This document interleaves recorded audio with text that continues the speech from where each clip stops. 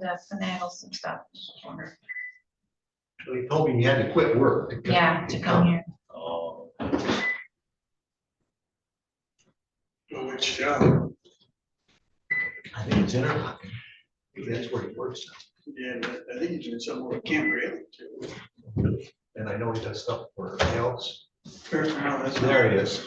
No, that's not him, is it? No, he has a white truck, but that's not it. Yeah, that's not that one.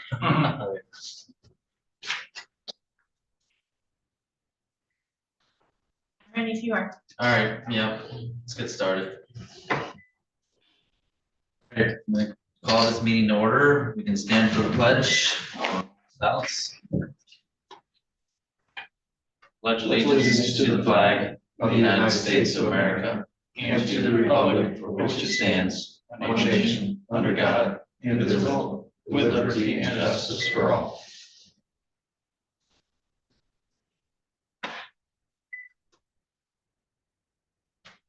You.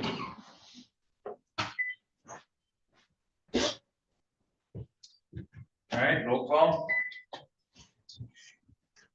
Commissioner Robbins. Here. Commissioner Walter is absent. Commissioner Bunnick. Here. Commissioner Wessel is absent. Commissioner Campbell is absent. Commissioner Elguyer is absent. Chairman Yoder. Here. Thank you. Public comments, we have none. Commissioner comments? So none. Next, we are up to review of audit proposals and discussion with bidders. From my understanding, we have Joe Verlin from Cambridge on. Warren, if you can bring him on.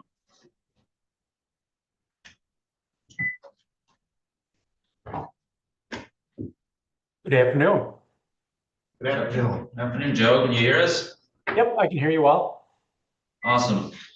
Appreciate you coming here today and meeting us via Zoom. As you can see, we have a few commissioners that are missing, but they did have a few questions prepared beforehand, so we'll ask a few of those, but I'll just go around the table and let other commissioners ask some questions. But first of all, let you do the introduction and kind of tell us a little about yourself and yeah, anything you want to tell us.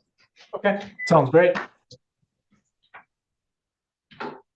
And you're good to go. We're ready. Okay, all right. So my name is Joe Verlin. I'm with Gabridge and Company, and very much appreciate the opportunity to talk a little bit about our firm and discuss the proposal and answer questions. I've been with the firm since 2001, January 1st, 2001. Easy to remember it. And I've been doing governmental auditing full time for approximately 15 years now. And in addition to doing governmental audit, I'm on a number of boards and committees. I'm with the review advisory board with the Michigan Association of Certified Public Accountants, which basically means every 2 months we look at firms that submit their peer reviews and we make sure that all the I's are dotted and T's are crossed, and firms across the state as well as other peer reviewers are meeting their quality requirements and following all the standards that they need to. I've sat on multiple boards. I'm with MICPA Governmental Accounting and Auditing Task Force right now. I've been on that task force for probably 10 years now. For 3 years, maybe 4 years, I chaired it. So we do try to stay active with various committees and organizations to make sure that we're staying on top of all the standards. This is all that our firm does. So we've kind of trimmed down our client list. We focus solely on governmental and nonprofit accounting and auditing, just because there's a lot to be aware of. The standards are changing routinely, and every year there's a couple more new pronouncements that are impacting audits, and for that reason, it just makes a lot of sense to focus solely on this area, to stay current with all of the rapidly changing standards. So altogether, there's about 25 or 30 of us that work at Gabridge and Company. That we have 2 offices, one in Traverse City, one in Grand Rapids. Obviously, all of us are full-time governmental auditors. Many of us are CPAs. I think we've 8, 9 CPAs on staff, and 3 of us are certified governmental financial managers, which is just a an additional acronym or another credential that our staff have earned where they've demonstrated a high level of expertise in their field and go and take a test for three days worth of testing and assuming they pass all three sections, they get the CGFM as well. So it's a great group of people, very low turnover. We try to take care of our staff well to make sure that they can take in turn good care of our clients. I think it's important to have low turnover and try to keep the same faces working with our clients year over year, just to make sure we've got that continuity going. And again, I've been here since 2001. I keep telling my boss he's stuck with me until I retire. So I would intend to be the primary contact throughout the duration of the relationship if we were to be awarded the contract with the county. All right, thank you, Joe. And I guess I should have done some introductions here, but from one end, we have Commissioner Robbins here, one end, and then another, we have Commissioner Bunny, Commissioner Walter, and then myself, Steve Yoder. And then we got our administrator here, Jim Dyer, next to us here. We'll all be having questions here as well, but for the ones that are sitting here, the paper that I have in front of you were questions submitted by Commissioner Wessel and Commissioner Campbell. At the top, we got a couple of questions from our treasurer, John Gallagher. If you wish to ask some of those, but I'll make sure a lot of those questions get answered. But Commissioner Robbins, I'll start with you and see if you got any questions, and then got a couple of questions, and we'll just move down the line and go from there. If that works. Thank you. First question, where's the office in Traverse City? Right across from Apache Trout Grill, in Okay, that yeah. general area. Yep. Yeah. Okay, okay. Yeah. So actually, you're in our county. Yeah, by a few feet. We just barely crossed the line. Yeah. You're in my district, that's District Okay. 1. Okay, my first question would be, auditor, backwards looking by nature. What proactive insights do you routinely provide clients that help inform budgeting, internal controls, or risk mitigation before problems surface? Sure. Well, given that, if we were to work with Leelanau, we would look at the prior year audit report and kind of identify some areas that can be strengthened and potentially tightened. So there were 3 findings last year. I think we would start with that. I think it'd be good for us to sit down, Jim and Kathy and myself, and just kind of talk, what were the findings? What has the county done to address them? One of them, for example, and I know you guys probably won't be subject to single audit anytime soon, especially with a higher threshold, but the written policies and procedures required by uniform guidance. That's an easy one to check off the list. So, I mean, that would be something we would be happy to collaborate with the county. That's just one example of, kind of looking at some areas that can be strengthened just based on what's in writing on the prior year audit report. But in addition to that, like I mentioned, there are routinely new standards getting passed by the Governmental Accounting Standards Board this year. Compensated absences goes into effect. I think it's important to make sure that we've got some communication up front, talk about the new standards, how the county going to get in front of it, and make sure that we've got a strategy in place to properly carry out the standard, to make sure the evaluation of compensated absences is compliant with the new standard, and just to kind of take off any last minute surprises or eliminate the likelihood of any last minute surprises in the course of moving through the audit. GASB 103, we've got another year to worry about that, but I mean, that's going to have an impact on reports coming down the pipeline in subsequent years. I think it's just important to make sure that we're all on the same wavelength in terms of what those new standards are, and kind of working together and collaborating throughout the year to make sure we have active communication and just good strategies in place to carry out those, to make sure that the requirements of those standards are being met, and we don't have any unexpected findings as a result of not understanding what the standard really meant. Thank you. Yeah, I was wondering, in the proposed audit fees, I didn't see the road commission in that. Is it included in your fees? The road commission would be an additional fee for that, in addition to the county. Okay. So, so when you've identified, material witnesses or recurring findings in similar scale municipalities, what specific process did you implement with them to ensure measurable improvement? And how would you apply that here? It would, again, it really boils down to communication with the clients and making sure they understand what the finding really means and what they need to do about it to make sure that it gets properly addressed. So, I mean, it just depends on the nature of the finding, you know, using Leelanau County's findings from last year. The written policies, I think it would be as simple as, you know, hey, what has the county done about it? Oh, you know, here's the new policies and procedure manual that we've developed for on the federal side of things. And we can, you know, review it, provide some feedback, constructive feedback in terms of whether or not it is meeting all the requirements of the uniform guidance. So I think again, it really just boils down to communication. Same with material weaknesses related to fixed assets. Another one of the findings from last year. Well, you know, what went wrong last year? What is the county doing about it to make sure that it gets corrected this year? Look at some of the suggested or some of the actual changes that have been made, and just make sure that, yeah, you know, this looks good. We think that the adjustments that are being made in 2025 will resolve the issue. And, or if they don't, we can talk about why we don't think that they fully resolve the matter. And we can talk through about, you know, what else can be adjusted to make sure that we don't have a finding in the upcoming year. Thank you. That sounds good. Walters? So you're saying you're not gonna present a problem without a solution?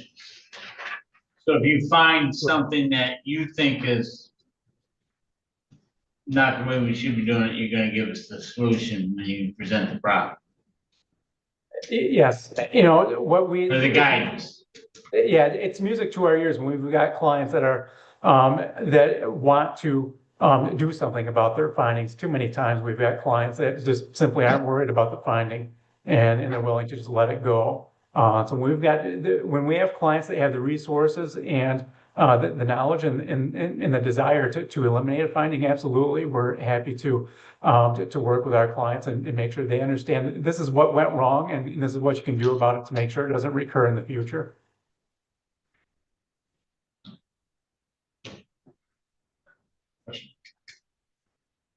Is that ongoing all year, or do you follow up after you've given your findings and see where you can assist in correcting issues? Yeah, that would be something that we would talk about. You know, a lot of times, again, we know we bring the findings to the attention to our clients throughout the audit cycle. They don't seem too concerned about it and they're willing to just kind of let it hang out there until the next year. So sometimes, yeah, I mean, I'll be honest, we have clients that we don't have ongoing communication throughout the course of the year. We just kind of like Groundhog Day, you know, when we do the audit the following year, we're going to run into the same types of issues and they're just going to lean on the auditor to fix them. And that's fine. I mean, we're happy to do that too. But when we do have a client that is insistent on making those improvements, then we'll meet as often as we need to. If we want to meet, you know, once a quarter, once a month, whatever the case might be, and just kind of have those active, ongoing discussions, the collaboration throughout the course of the year, we're more than happy to do that and provide some insight to make that audit process go more smoothly the next time around. And again, just participate or collaborate in the process of making things better. All right. Question I have, describe a time when your audit uncovered a significant issue late in the cycle. How did you communicate it to leadership, manage timeline risk, and ensure that public trust wasn't compromised? Well, it all boils down to communication. So the first thing that we would do is have, you know, conversations with Jim and Kathy and just talk about, this is what we're seeing. If the draft is due in the upcoming, 2 or 3 days. And we find something, it's very important to make sure that we have that conversation and everybody's on the same page. We're being transparent. I mean, public officials have an obligation to be transparent, but we have an obligation as well. And we want to make sure that we're communicating that. We're all human. Maybe we don't identify something until the last minute. We would make sure that we bring it to the appropriate individuals' attentions, talk through it, and again, just kind of break it down so that there's an understanding of what went wrong, what does the standard require, what is it that we're seeing, where did things go awry, and what can we do to kind of adjust in the future and prevent it from recurring. A lot of times we see something that we think is incorrect, and we might think that there's a weakness or a finding. We find that just by having active conversation with our clients, maybe there's something that we're overlooking, and on occasion that is the case. We think on the surface it looks like there's something wrong, but when we start asking deeper questions and better understanding the process, and maybe there are other compensating controls in place that kind of even though a certain part of the transaction might not look great, maybe all the boxes aren't checked when we're looking at controls, but if there are other controls in place that kind of reduce the likelihood of an error flowing through into the financial statements in other areas, I think that, I know that on occasion we've been able to, through active discussion with our clients, figure out, things actually, there isn't anything systemically wrong here. It's just a different way of getting to the right answer. And ultimately we were able to pass or not worry about what we initially thought was a finding in the first place. Okay, thank you.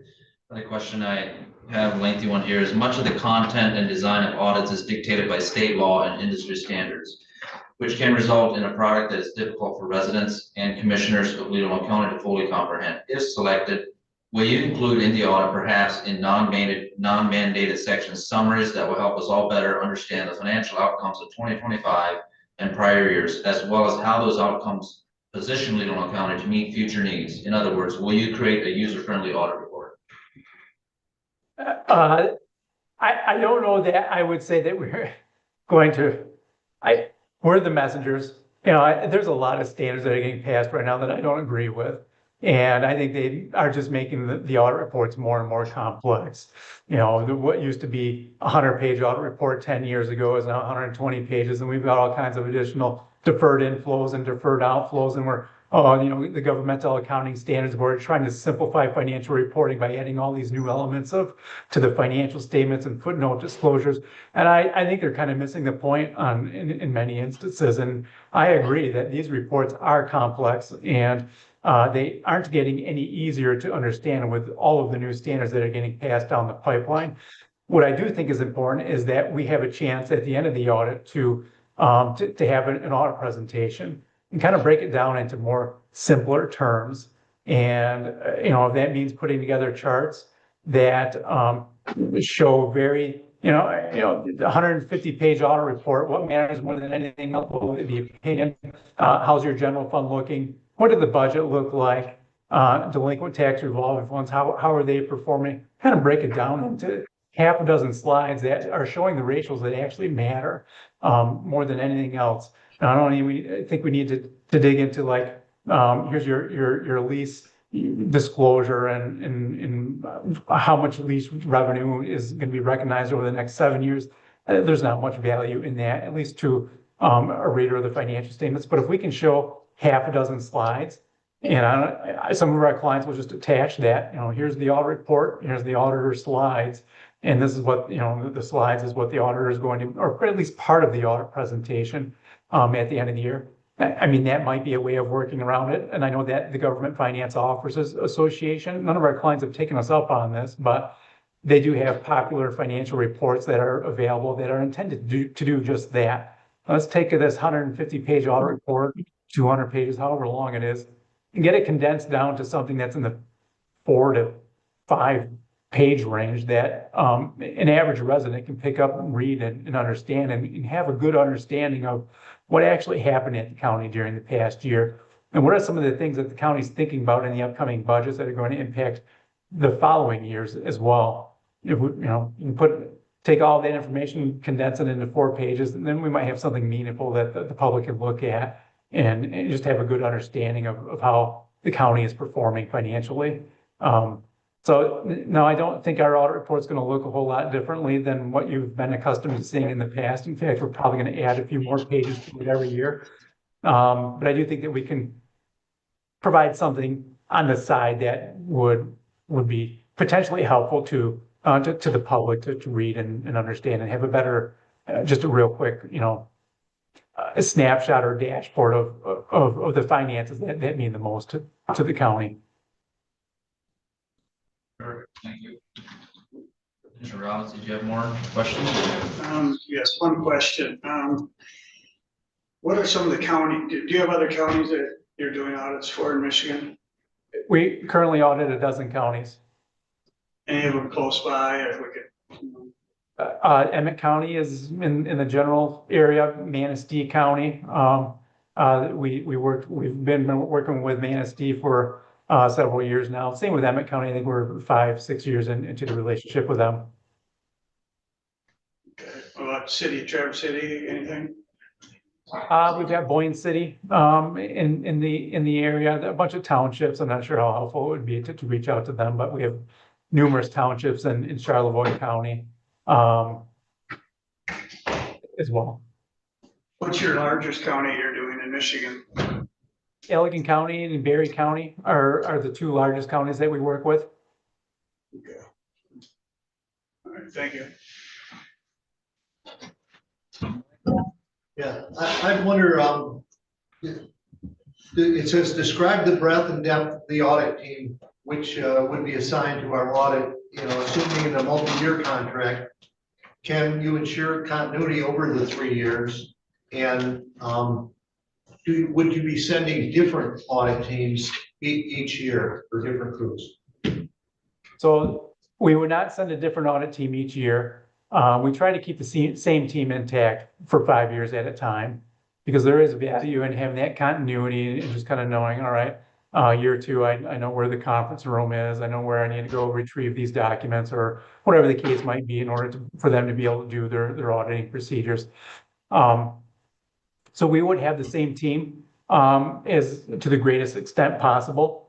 We do have low turnover here, but I can't guarantee it's going to be the exact same audit team every year for 5 years. We'll certainly do our best. I think at a minimum, you can count on seeing, you would be able to count on seeing me as the principal in charge of the audit for as long as the relationship endures.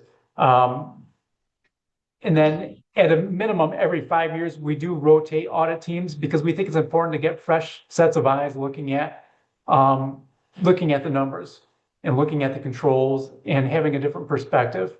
And I think sometimes there's a risk of becoming a little bit too comfortable with our clients. So for that reason, we do turn over audit teams every 5th year to make sure that, again, we're turning over different stones, we're getting a different perspective and kind of keeping the audit approach, I guess, as making sure we're keeping everything independent and we're avoiding the potential for I know the becoming too comfortable bias that could potentially happen. So we do intentionally change teams, but only on a 5-year basis. Yeah, because you want to maintain your objectivity. That would be that's what I would hope. Yep, absolutely. Walter, you have any more? No, I'm good. Good. Another question, will you include in your audit a graph or other communication format that will compare approved budgets with actual expenditures and revenues for not only 2025, but the previous 3 years as well? The information will help us understand the evolution of county government in recent history. We would certainly have the current year budgetary comparison schedules included in every audit. The standards require us to do that.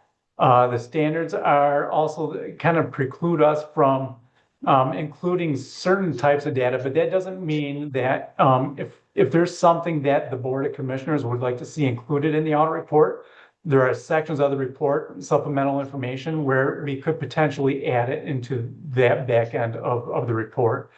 So not to get too technical, but after the footnotes, we've got required supplementary information, we've got other supplemental information, and the standards kind of dictate what we can include in those two sections. But then we also have others or supplemental information, other information that we include after that section. We've got some flexibility there. We would need to kind of modify the engagement letter a little bit and update the independent auditors report to demonstrate or to make clear what type of responsibility that we're taking over that additional information. But we could potentially include some additional schedules in the back of the audit report if it was meaningful and important for the board to have comparative data included in the audit. So that's something that we can certainly discuss and see if we can do that and kind of embed it within the audit report itself. Do you have some questions? Administrator? Yes.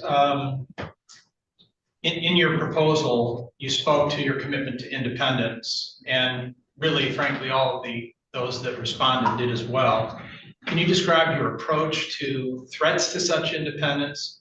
And if possible, describe a situation where you thought independence was threatened and how you responded to it. Sure. So the most common threat to independence that we run into is us assisting our clients in preparing the financial statements. And in fact, that was one of the findings that was included on last year's report. So that tells me that's something that we would need to make sure that we've got safeguards in place so that the county has a chance to review and accept its audit report as part of the audit process. Essentially, what that means is the county gives the auditor a trial balance, and it's an Excel or whatever format it is. And then in return, the auditor provides a 150-page audit report. And for that reason, that's automatically, we are assisting our clients in preparing financial statements. And if we don't document the safeguards that our firm has in place to make sure that we maintain independence, we have an issue.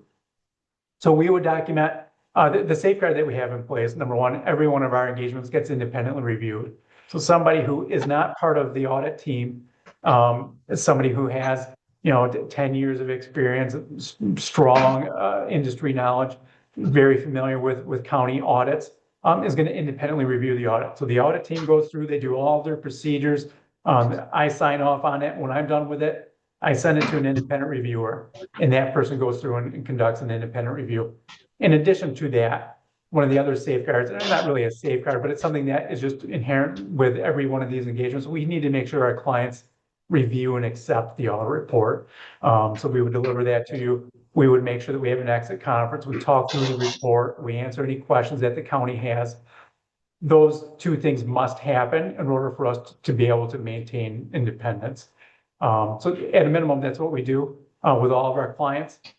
We want to serve all of our clients to the best of our ability, and we want to provide as many services as we can for them. On occasion, we will have clients that maybe they need some help. They can't quite get cash to reconcile, something like that. And we are proposing, we're kind of potentially towing the line of doing so much that we're auditing our own work. If we're proposing journal entries that reconcile cash and we're making $1 million adjustments to cash or something crazy like that for one of our clients. Well, then we're really reviewing our own work at that point, potentially. When that happens, and it does pop up frequently, our staff knows to stop. We can't propose, if it's a routine audit entry, hey, accrued wages are misstated by $12,000, we propose an audit adjustment to get accrued wages properly stated, no big deal. But if there's a systemic and pervasive issue with our clients' financial statements, and we are proposing material audit adjustments up and down their balance sheet and financial statements, we can't do that. And then move forward with the audit because we're auditing our own work. We would find another firm that would be willing to step in and assist our client in getting their financial statements ready for audit. And then once they propose all the adjustments and they get the trial balance ready for audit, then we would step in and move forward with the audit. Now, normally this is with very small clients that just don't have the resources internally to prepare financial statements.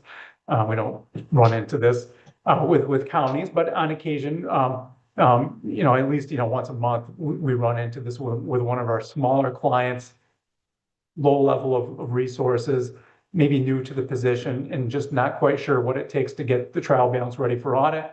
That's when we contact, we've got a list of other firms that we work with and, we have them reach out to, 2 or 3 firms, get some quotations and move forward with them. And then once everything is ticked and tied and ready for audit, we're happy to step back in and do the audit at that point. That's interesting. And that raises another question in my mind then. When you responded to the audit proposal, what was your understanding of Leelanau County's financial staff structure and process and the individuals responsible for that? And did you take that into consideration in setting your audit price? Sure, yes. So we looked at the findings. That's one of the things that really a few things that we looked at. Number one, you guys had a clean opinion on your financial statements. Obviously that means a lot to us. We looked at all the different audit areas, kind of gained an understanding where do we think the risks are in these financial statements. You guys have a net pension liability, but you're with MERS. You guys have some investments, a couple $1 million of investments. So we kind of do a risk assessment in terms of how tricky do we think this engagement is going to be? How much complexity do we think that there is? And how committed is management to getting things right? We could see that there were 5 audit findings in 2023.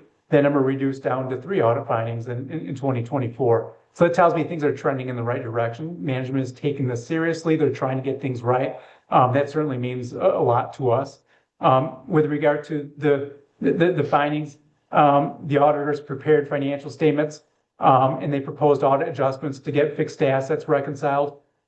That's common. So we run into that routinely with our clients. So there wasn't anything there that looked out of the ordinary to us. We have almost 300 clients in the state of Michigan. We assist almost 300 clients in the state of Michigan preparing their financial statements. So that's nothing new. Most of the time our clients will send us a BS&A backup or an Excel version of their trial balance. We take it from there in terms of preparing the financial statement. So we know that's what we're going to be doing with the county. We get something electronic from them. In turn, we deliver 150 page audit report. So that is very much what we see in practice and very common.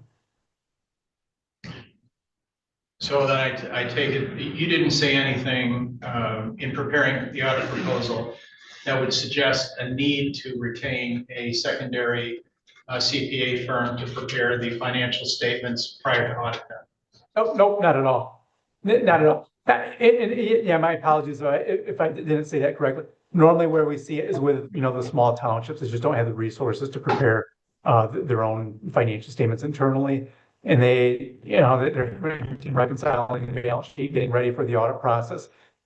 Those are the types of local units of government that we tend to see that with in Michigan.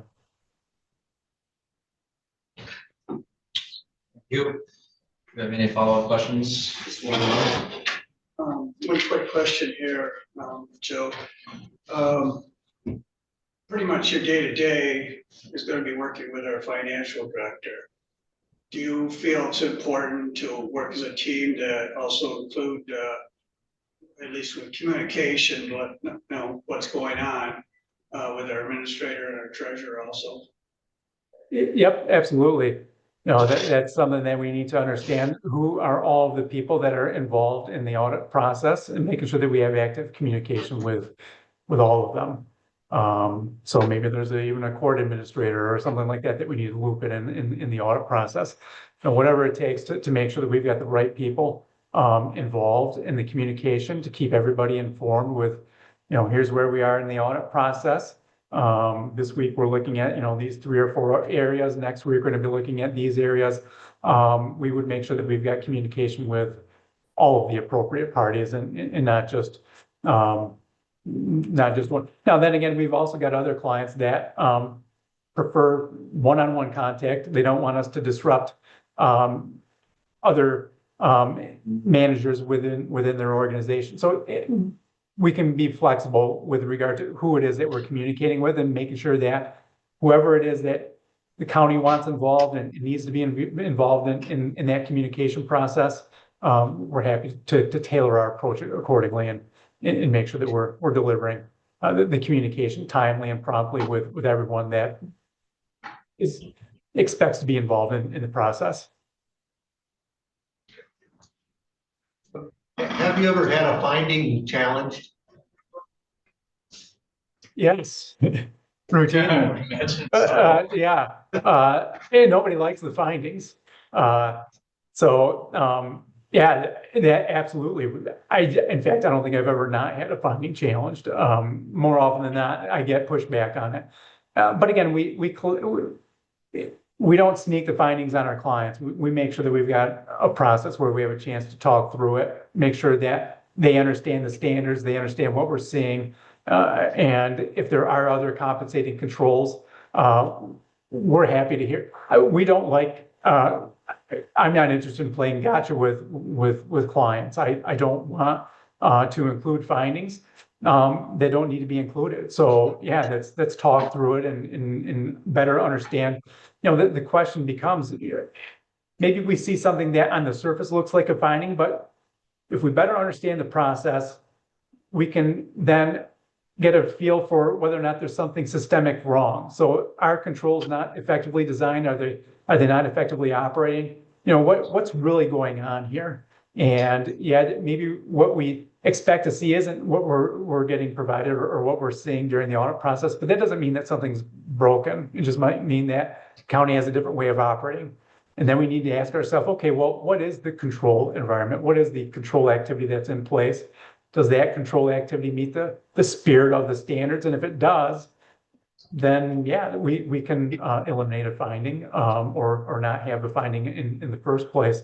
But it really it's important to make sure that we ask questions, we understand why, and we give ourselves enough time to really work through that process and understand truly what's going on.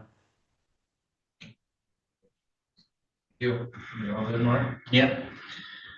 All right, thank you, Joe. I appreciate the time you took to answer any questions. Do you have any follow-up questions for us or any other statements from your end? I like to ask my clients this question. I'll ask it.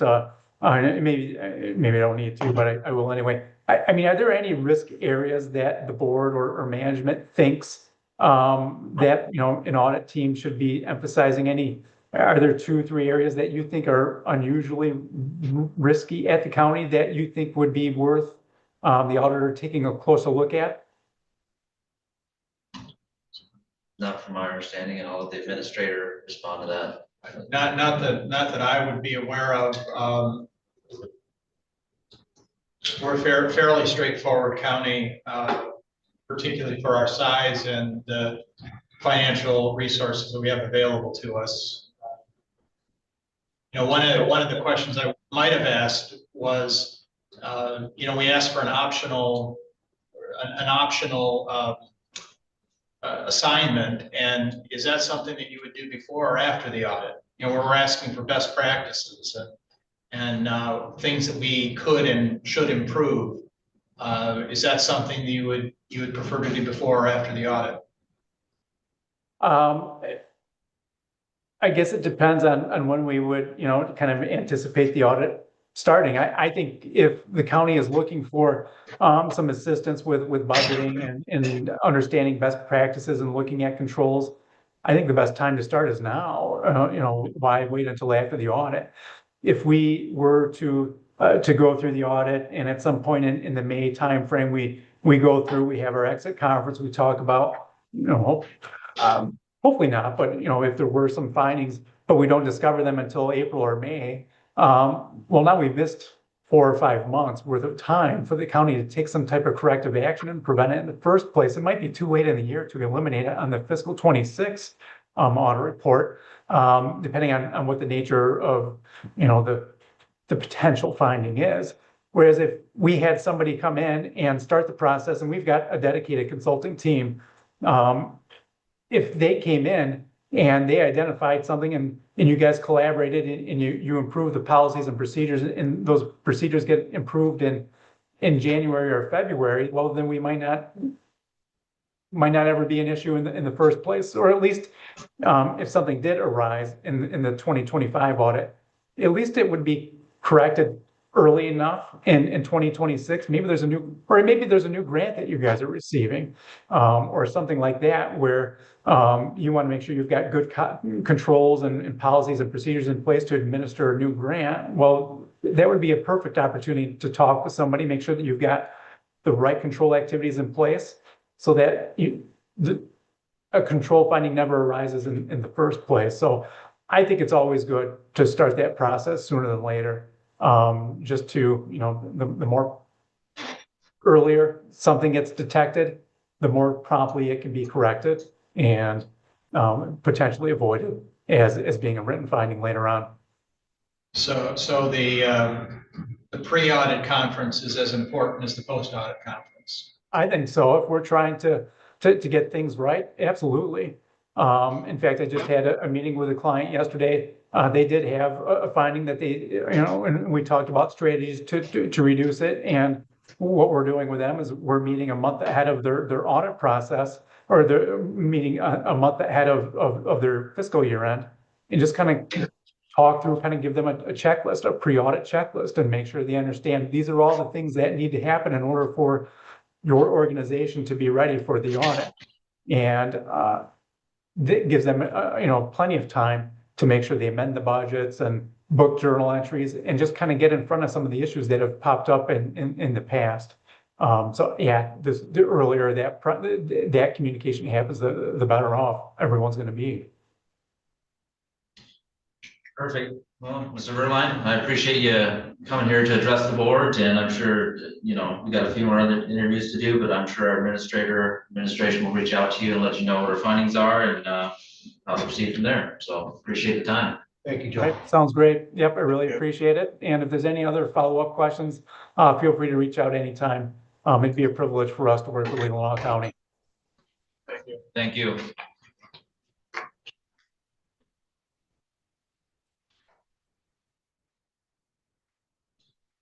All right, next up, we have, from my understanding, we have Bill Tucker from Banner on Zoom as well. So Lauren, can you bring him on board?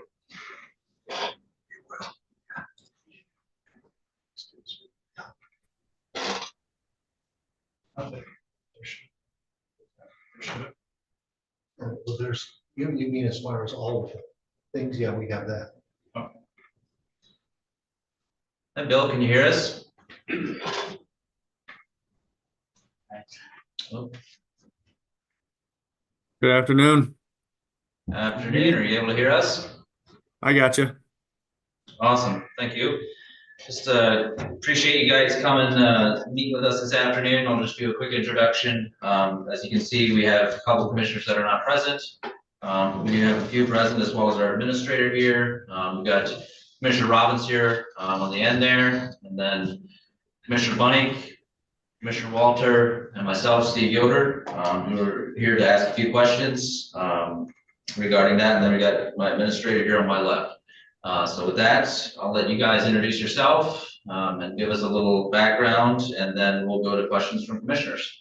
Sounds good. Well, thank you very much for having us today. So I'm Bill Tucker. I would be the audit partner on the engagement. And with me today, I have Tyler Baker as well. And Tyler is our senior manager who will be promoted to principal on January 1st. So but congratulations, Tyler, on that. That's news, just brand new news that has just came out. So but anyways, that's the team. I can kind of just do a quick introduction. Hopefully everybody had a chance to obviously read over our proposal for audit services. Obviously, love to answer any questions that you have related to that specifically. Just a little bit about Maynard Custerson, for those that don't know us too much. Obviously a full service CPA firm, with our main office in Lansing. We are also in Grand Rapids as well and continue to expand that market over there in the Grand Rapids location. As of January 2026, as we merge in another firm, we'll have approximately 225 employees at Maynard Custerson. Have a lot of different specialty areas that we work on. Both Tyler and I work with school districts and municipalities across the state, and that is our focus area 100% of the time for the entire year. So we don't do anything else outside of working with municipalities or municipal organizations. So obviously spend a lot of time getting to understand the nuances of municipalities, organizations with the GASB statements and everything that goes into those. Obviously from our resume, you can see the number of different types of organizations we work with, if that's counties, road commissions, transit authorities, other municipalities, 130 school districts, and try to be involved in every type of organization that we can to continue to expand, obviously our knowledge within the industry, but also share that knowledge that we've experienced as well, and do a lot of presentations at different types of organizations for, trying to provide that knowledge to others as well. So. Great, thank you. Commissioner Robbins, I'll let you start out with the questions if you have any. Yeah, my first one is, what's close to us here? What are some of the counties or municipalities that you have for clients that's close to us or around the state? Sure. Yeah, just kind of up in your area, obviously. Some of the ones that you guys would definitely recognize if we just think about just the counties. So like Benzie counties, obviously relatively close, Antrim, Charlevoix County. So we work with those three counties specifically. Outside of that, also in your area, we do work with Networks Northwest, which potentially some of you might be board members at that organization. That is the Michigan Works organization in your area. So that is also a governmental agency. Specifically within the county, we also work with Leelanau Public Schools, Island Seas Education Association, and the Leelanau Montessori Public Schools Academy.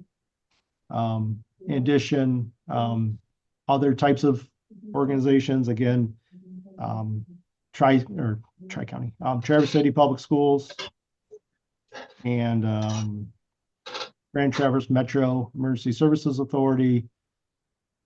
We also have done some consulting work with Grand Traverse County on some of their ARPA dollars and expenditures over there.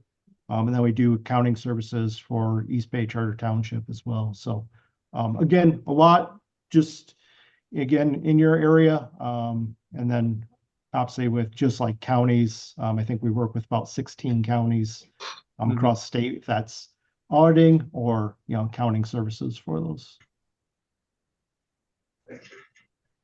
Yeah, of course. Now, my second question real quick is, your day-to-day operation is going to be with our financial director. And, but besides that, we have our administrator and treasurer. And do you feel it's important as teamwork to probably keep them included, at least with communication on what's going on? Yeah, of course. I mean, obviously, that communication, there's a lot of different communication that goes on throughout the year, specifically with those individuals. So the communication, starts with, obviously the audit process and, that entire process. There are a lot of other pieces of communication that we like to have with those individuals outside of just kind of that normal audit process. That could be, potential training things that we put on. So, it could be like a webinar that we put on for our clients. We also do what we call like a road show, but we do some hot topic items with local law firm, Fahey Schultz. And we actually set our schedule this coming year. So we've been traveling around the state and doing these different hot topic issues. And we've presented on this for about 2 years.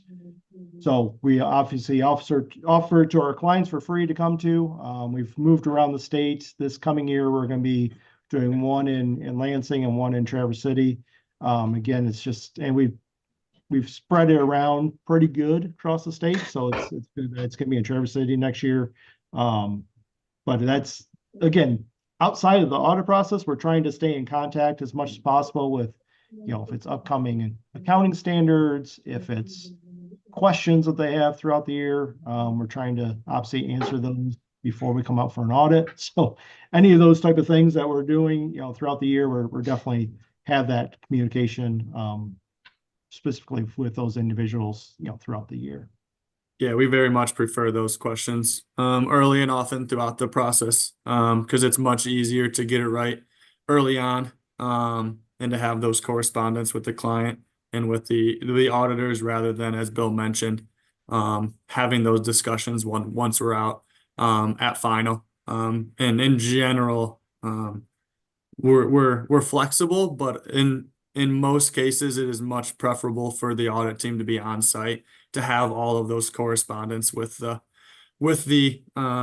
county team and everybody involved in the audit. So it's just much better. We have found to just have that relationship with them, to be able to provide those communications with them early and often throughout the process rather than relying on emails and relying on the back and forth. It's just much better and much easier to provide that added value and benefit of being on site with them. Thank you. Mr. Bunning? Yeah, audits are backward-looking by nature. What proactive insights do you routinely provide clients that help inform budgeting, internal controls, or risk mitigations before problems surface? Can you repeat just kind of the beginning part of that question? Sorry. Yeah. It says, audits are backward-looking by nature. What proactive insights do you routinely provide clients that help inform their budgeting, internal controls, or risk mitigations? Gotcha. Okay. So I think some of the things that we provide, and I think the thing that I was kind of mentioning before is just trying to provide some of that upfront training. So if it's, training on, upcoming accounting standards, that's definitely something that we provide. Outside of that, the other types of trainings that would be involved, we do have, accounting team that they work with municipalities outside of the auditors. And also we have consultants that just specifically work with governments as well. So on some of those trainings too, we, are providing some of those, specialized, trainings, I would say, into some of those areas. So if it's, maybe it's something to do with property taxes, that we're just kind of walking through those type of, education sessions, I guess, on those training videos that can help, with some of those specific areas that you're talking about. So we're trying to do that obviously upfront of trying to provide that information to those clients.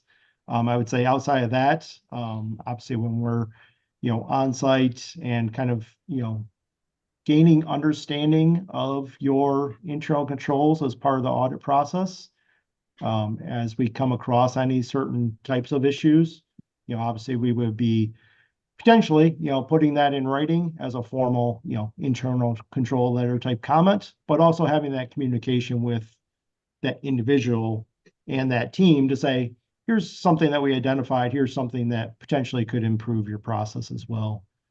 So again, it's kind of, we're looking back as part of those financial statements, but also kind of, here's some things that could help you with your process, even just during that audit process. And there may not be. Go ahead.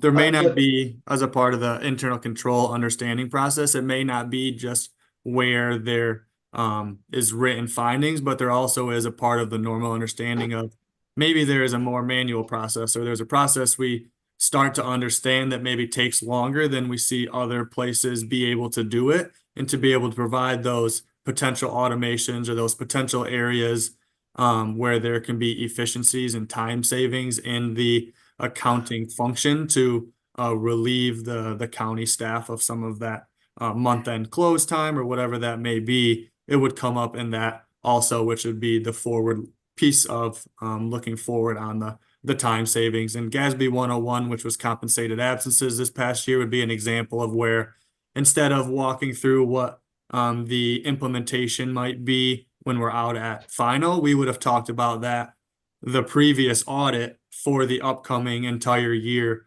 with an example template that they could walk through, and kind of the how that could affect their budget and could affect their accounting a year prior to it being implemented from a financial statement standpoint, just for an example.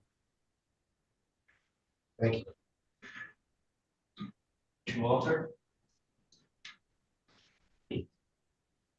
Will you include in your audit a graph or communication format that would compare audits from previous years? To give us a running status of where we're at and how we're progressing. Yeah, generally that would come from when we give a presentation at the end of the audit process to governance. That would come, most of our presentations would come with a 3 to 5 year trends of showing items such as general fund balance, what percentage of that is on expenditures, where do your revenues and expenditures trend over a 3 to 5 year period, what's the cause of those increases or decreases from those years, any potential insights in market that we may know, whether there's changes in state funding and things like that you could anticipate coming in the upcoming year. We provide that at the year-end audit presentation rather than flipping through a 100-page plus document. Generally, that year-end board communication is in the form of a PowerPoint type of presentation showing a lot of those trends over the last 5 years, give or take.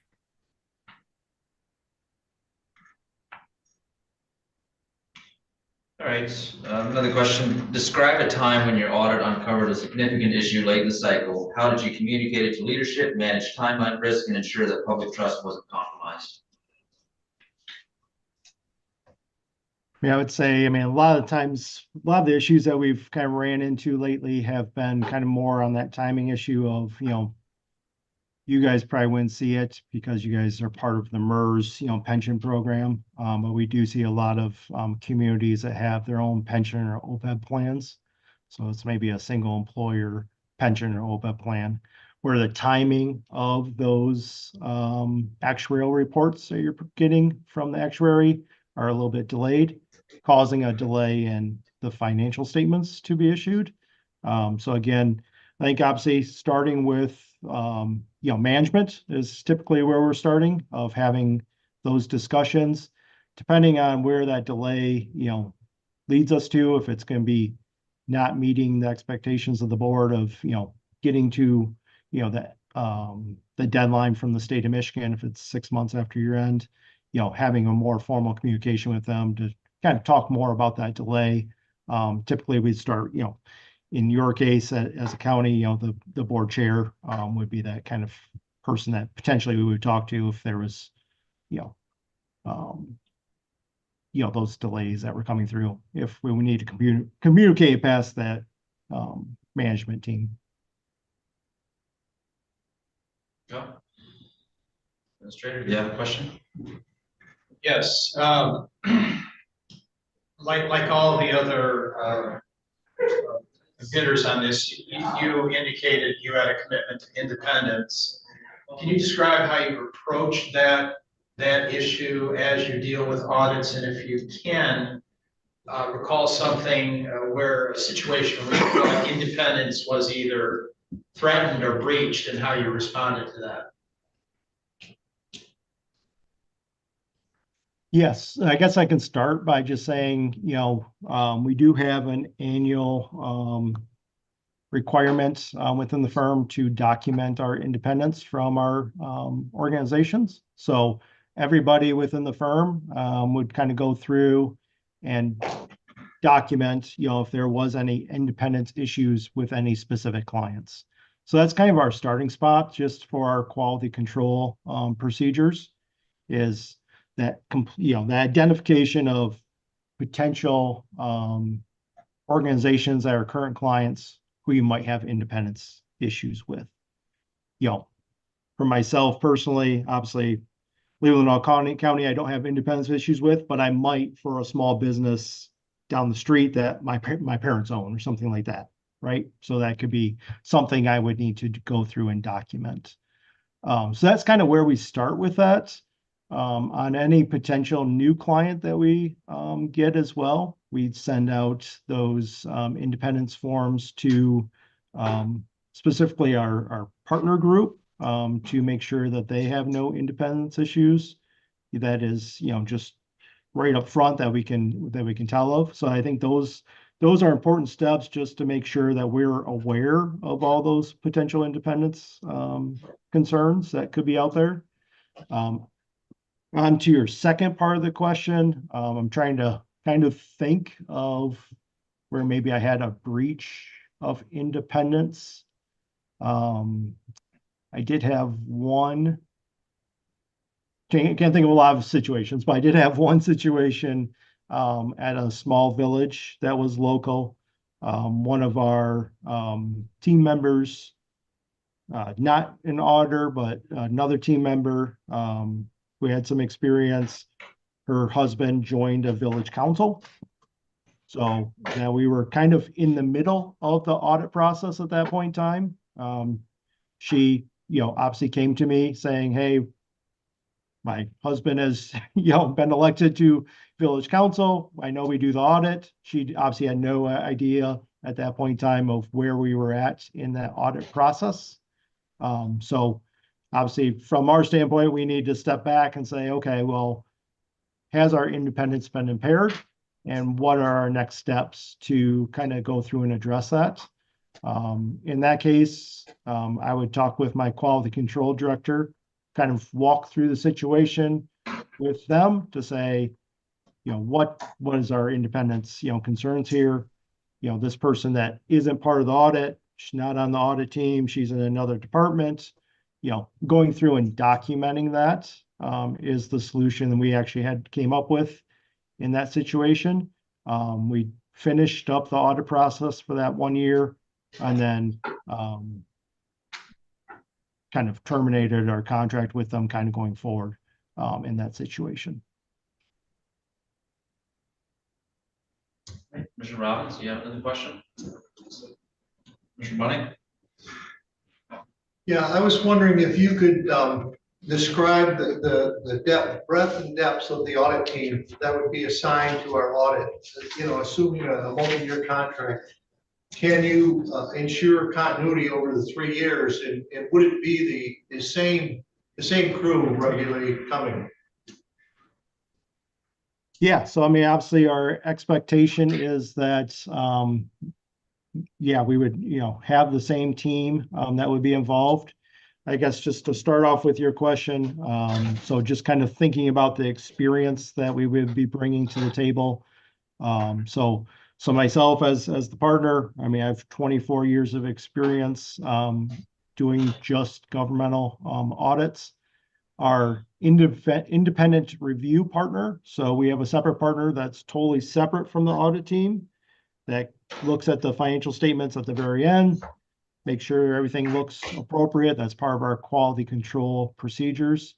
So that would be Aaron Stevens. Aaron has 31 years of experience with just governmental accounting and auditing. Tyler Baker, again, would be one of our newest partners in the firm. Tyler has 14 years. 10. Correct? 10. Yeah, close. 10 years. Started in 2014. I'm sorry. Yeah, Started exactly. in 2014. Yep, I was with Boehner for 10 years. And then Aaron and I would both have the CGFM certification too, so the Certified Government Financial Manager. So as well as obviously the CPA exam, and I'm on the myself on the MICPA audit and accounting task force team for local governments. So on that as well, and then I know Bill's on a couple of committees as well with the state from that standpoint. And then I would have running the team, and then I would have two individuals, most likely associates that would be working. And our structure is generally a team, so we work as a team for a period of time, 6 months at a time. And then part of my responsibility is training those individuals. And so most likely from year to year, there'll be at least two individuals, Bill, obviously, myself, and then most likely at least one of the two associates that would be in any 2 to 3 year span on my team. And then if we do my job correctly, I've trained up that individual to then go on and be leading their own team. But you would always have, to the best of our ability, that main in charge lead correspondence individual that would be have that continuity year over year.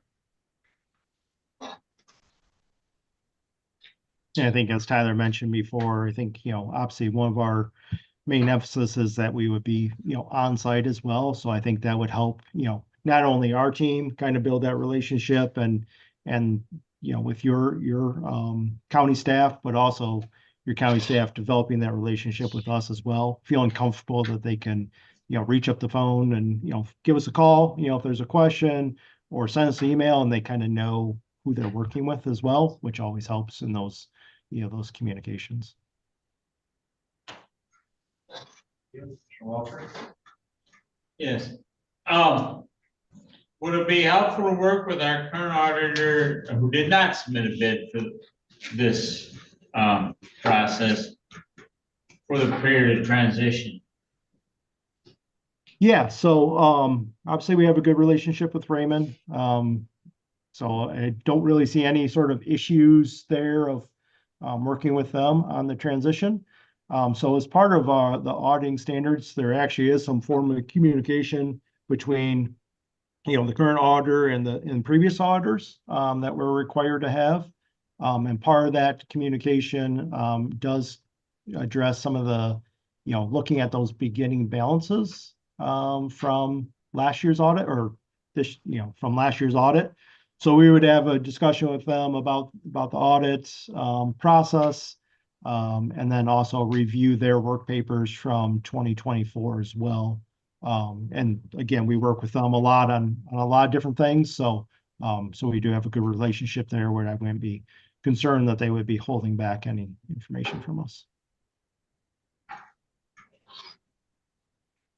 Another question, so much of the content design of audits is dictated obviously by state law and industry standards, which can result in sometimes difficulty for residents and obviously commissioners and the county to comprehend. If selected, will you include in the audit perhaps non-mandated sections, summaries that will help us better understand the financial outcome of 25 and prior years, as well as how those outcomes positions Leelanau County to meet future needs? In other words, we create a user-friendly audit report.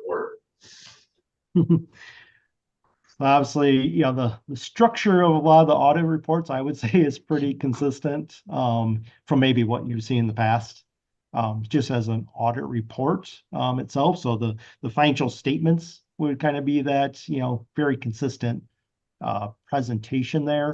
I think, as Tyler was mentioning a little bit earlier, kind of something additional would be some of those PowerPoint or additional kind of things that we would maybe do during a presentation. So we're taking, information out of those financial statements, creating graphs and charts that, can give you a visual perspective of, kind of taking a lot of that information from those audit reports and saying, here's kind of things that you really need to be thinking about, looking at a lot of trends, a lot of trend analysis. So, one thing that we could look at trend on would be like your pension reporting. I know you guys are pretty well funded for your pension, but looking at that from like not only your perspective as a county, but kind of like across the state as well, saying, yeah, you guys are at 89% funded. Where do you really stand across the state compared to others? And kind of thinking about those different items.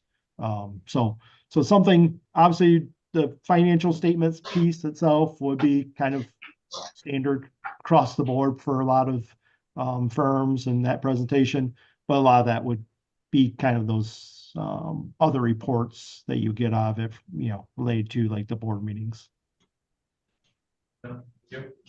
Sure, have another one? Yes, when you prepared your response to the RFP, did you have an understanding, or maybe perhaps I should say, what was your understanding of the Leelanau County's financial staff, its structure, its capabilities? And did that factor into your, the cost that you set forth in your RFP? And I kind of a follow-up or secondary question, do you see a need for a independent or a third-party firm to prepare the financial statements prior to your audit? So, so I think part of our evaluation of any audits is obviously, there's obviously several factors that we kind of go into as we're kind of looking at, quoting out a price for an audit. Some of that can be just kind of the timeliness of the entire audit process. So I can look at financial statements and I can say, okay, you're a December fiscal year end. When are you issuing those financial statements? That piece can kind of lead you to some idea of the quality of the internal process, right? So if you're issuing, I think you guys issued in, end of May. Well, that's pretty good compared to some other municipalities, specifically counties, where it's, June 29th. They're issuing, so right at the deadline. So that makes a difference. I can also tell from, the timing of how long it takes to do an audit. So one of our questions that we posed was, how many auditors are on site, and how long were the current auditors, there for? That also gives me an idea of, the quality of what they're getting. The other piece can be the number of journal entries that are being proposed by the current auditors. So I think the question came back, and I think it was about 40 journal entries were proposed by the current auditors. So I can kind of take all those different pieces together and say, what does that look like from our standpoint, right? Of like, what do we, what does this look like from an auditor standpoint? Are we gonna be able to get the information in a timely manner to be able to issue the financial statements timely and get those to the board and do our presentation for you? The other thing, obviously, we would look at would be any of your internal control letter comments that you had from the previous year. So what were some of the deficiencies that were addressed by the current auditors? So I think there was a couple of different deficiencies. One of them related to just more policies related to like single audit and federal awards that you're receiving. And I believe the other one related to preparation of the financial statements in accordance with GAAP. So I think to your second part of your question, would we request or rely or need to have another auditor or a third party involved in the process? So as part of our responsibility as auditors, obviously we need to stay independent.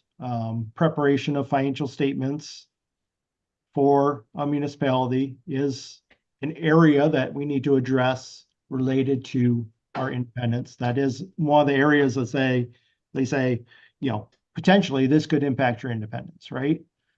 So one of the factors that we need to go through as auditors is to determine if the county has the skills, knowledge, and experience to not prepare the financial statements, but take responsibility for those financial statements that potentially are being prepared by us.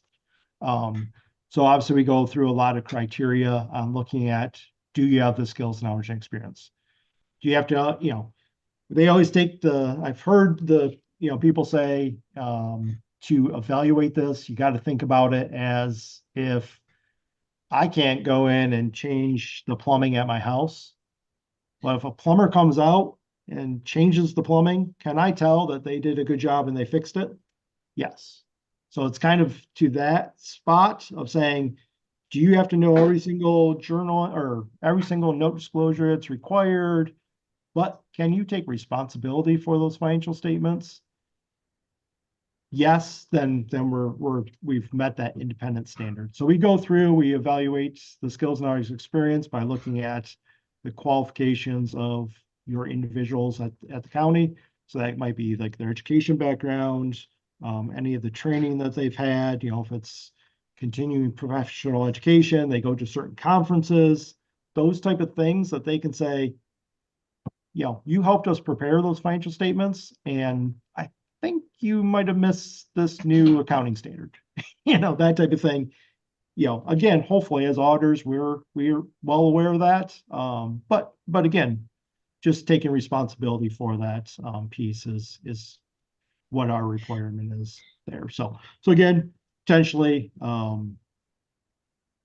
if we can get to that spot where you have the skills and our experience, I wouldn't say you need to have a third party involved. And that we can get there in a lot of cases. Any follow-up questions? Yeah, as a board of commissioner, as a commissioner, I was wondering how will you communicate with the board of commissioners throughout the entire audit procedure, and who will be our main point of contact? What would be your timeline, key dates in 2026? Yeah, so obviously there's a number of different times that we would have kind of some formal and informal communications with the board. We do have some, official kind of letters that we send to the board, just kind of let you know kind of the process, what is required from an audit, potentially when we're starting those audit procedures, just so everybody's kind of aware on that same page, right? So we're having those formal communications, written formal communications. We also have requirements to inquire of the board about fraud and risk of fraud. So we have communications with not every board member, but a couple board members to see if they're aware of anything, if they have any concerns, if there's anything additional we need to look into as part of our audit process. We would have obviously our board presentations that we would have as well. I don't know if you guys have any audit finance committee type of meetings. Obviously we would be involved in those if you guys had them. Obviously we would like to be we typically do those on site. We don't, we're usually there in person to present to the board, answer any questions. And then obviously that formal letter at the end of the audit to that formal board communication letter, just to let you know if there was anything, that needs to be formal in writing. If there was ever any concerns, obviously during the audit process, we would also have, potentially have those communications with the board as well, kind of going up our ladder of who we would be talking to, right? So, but yes, definitely that'd be part of that process. And those oral communications that Bill mentioned during the audit, along with any known or suspected fraud, would be items such as known or suspected litigation against the county, any non-compliance we should be aware of, if governance feels like controls are adequately in place and feel like they're operating as they should be, if they have any suggestions from that standpoint that they would like communicated to management. Things like that. So it goes beyond just the fraud or just the legal. It goes into a little bit more in depth on some of those inquiries as well. Thank you. You have a final question from Walter, or are you good? I'm good. All right. First of all, thank you. Appreciate you swinging by. As a final note, did you have any questions for the board or the administrator here before we let you go, or any closing statements? I guess I did have obviously one additional question. I know obviously as you guys were going through and talking about, obviously the evaluation of your current staff. I mean, are we should we be aware, or are there any significant changes that are happening that we, need to be aware of that might impact the process for the audit? No, not that I'm aware of. Okay, all right, good. It's just a question I typically ask during audit, the RFP review.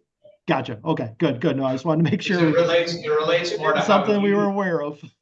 no, it relates more to how you prepare your RFP and what you consider, as reasonable costs. And 'cause I've seen instances where, we get a reasonable cost for the audit, and then it's, we need to retain a third-party firm to prepare your financial statements, and that's gonna cost you an extra X number of dollars, and, Sure. that's problematic, so. Yeah. Yep. Perfect, thank you. Well, and final, I'm sure we have a couple more interviews to do, but our administrator or team will let you know kind of the results. But first of all, I want to thank Mr. Baker and Mr. Tucker for coming on board and just answering our questions, and appreciate you coming. All right. Thank you very much. Thanks for having us. Thank you.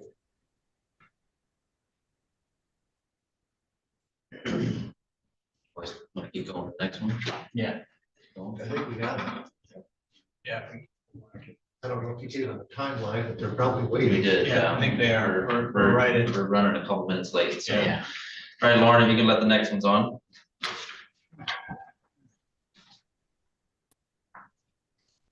Good afternoon, are you able to hear us? Good afternoon. We can hear you. Can you hear Good us? afternoon. Yes, we can hear you just fine. Awesome. So you can see we have a couple commissioners that are missing today, but I'll just do a quick introduction, and then I'll let you guys introduce yourself and give us a quick overview. We had Commissioner Rollins here. He's not, I think he stepped out for a minute. We got Commissioner Bunny here, Commissioner Walter, myself, Steve Yoder, and our administrator to my left here that will be asking you questions today, as well as some pre-submitted questions from commissioners that are absent today. So with that, I'll let you guys do your introductions and start off from there.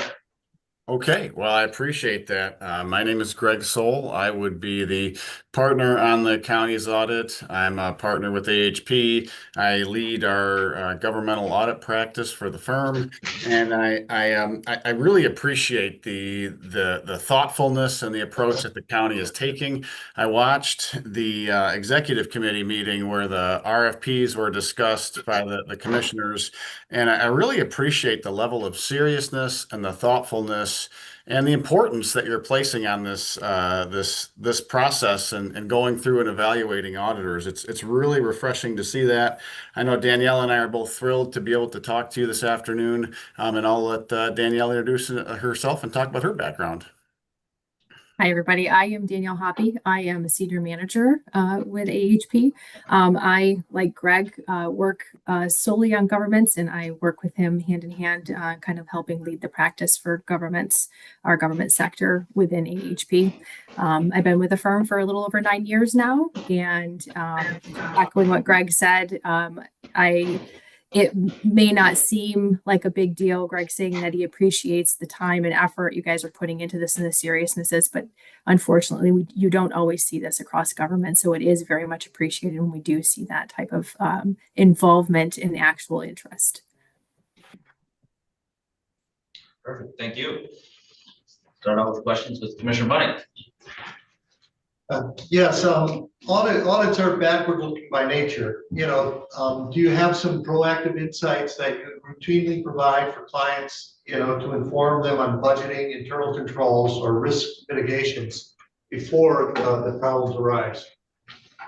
Yeah, that's a great question. And that's one of the challenges as an auditor, as we continually are looking back. We refer to this year, if you will, of the year under audit as the prior year.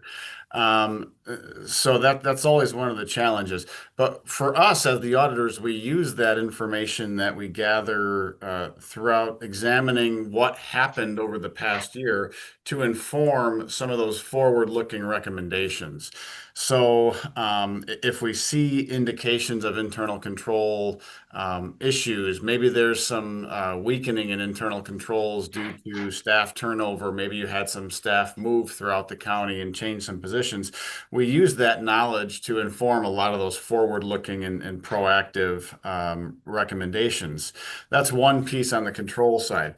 Another piece, you mentioned risk. When you think about risk, and the risks facing a unit of government, but especially a county, there's a lot of different things there from it's a separate entity, but it ultimately feeds into the county, the road commission side of the equation, interacting with all of the local units that have a presence in the county, interacting with the state of Michigan, and certainly there's a lot of interaction with the federal government as well on the health side and certain different types of county programs. So having all of that understanding of the county's operations and the different types of risks that the county faces, again, helps us to inform some of those forward-looking recommendations. We also keep up with the GASB, Governmental Accounting Standards Board, in terms of what's on the horizon from newly issued standards, but also what's in the GASB's radar. What are some of those things that they're looking at that could ultimately impact the county's financial reporting, accounting, budgeting types of processes? One example of that is when the leases standard and the subscription-based IT standard came out. While it was strictly an accounting activity, if you will, to record these different types of transactions, it had a serious budget impact, because when you record the capital outlay related to a new lease or related to a new IT arrangement, you have to recognize that in the budget. So many organizations that didn't have some of those forward-looking comments got caught with budget overages and had to write up corrective action plans to the Michigan Department of Treasury, and it was a challenge for some organizations. So I like the thought process in terms of looking forward, and that's one of the things that we really try to do. And we also encourage our clients to contact us throughout the year. As we like to say, no one likes surprises. We don't like surprises as auditors. You don't like surprises. We're trying to wrap up the reports right at the last minute, and here's this issue that hasn't been dealt with. So we, again, encourage our clients to contact us as new things are being contemplated and new changes are coming into play. Thank you. Commissioner Walker? Yes, what's your experience with county governments? How many you represent in the state or any in our area? Danielle, do you want to take that one? Was the question was how many county governments do we work with? Yes. In the past, we've had, me personally, I've got two. I'm not sure if there were any other ones previous my time or out of a different office that we work with that I don't have experience with, but mine are with two, but long-standing for my entire career with AHP. I've been working on them, so it's not like a newer experience for us. Yeah, so those two counties, those two counties that we identified in our proposal as Aranac County and that Sanilac County. They're both very similar to Leelanau in terms of size, in terms of activities, in terms of the different types of things that they're involved in. Separate entity on the road commission side of the equation, a couple other component units with brownfield redevelopment and that sort of thing. So, yeah. All right. Yeah, Nicole? No. Commissioner Robbins, did you have a question? All right.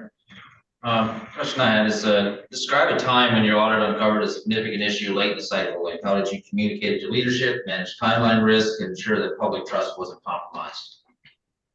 Yeah, that's a great question. So, I'm going to talk about a recent issue that was facing many governments, and that's the implementation of GASB 101, which is the compensated absences standard. So previously, which when I say compensated absences, I mean accrued vacation and sick time.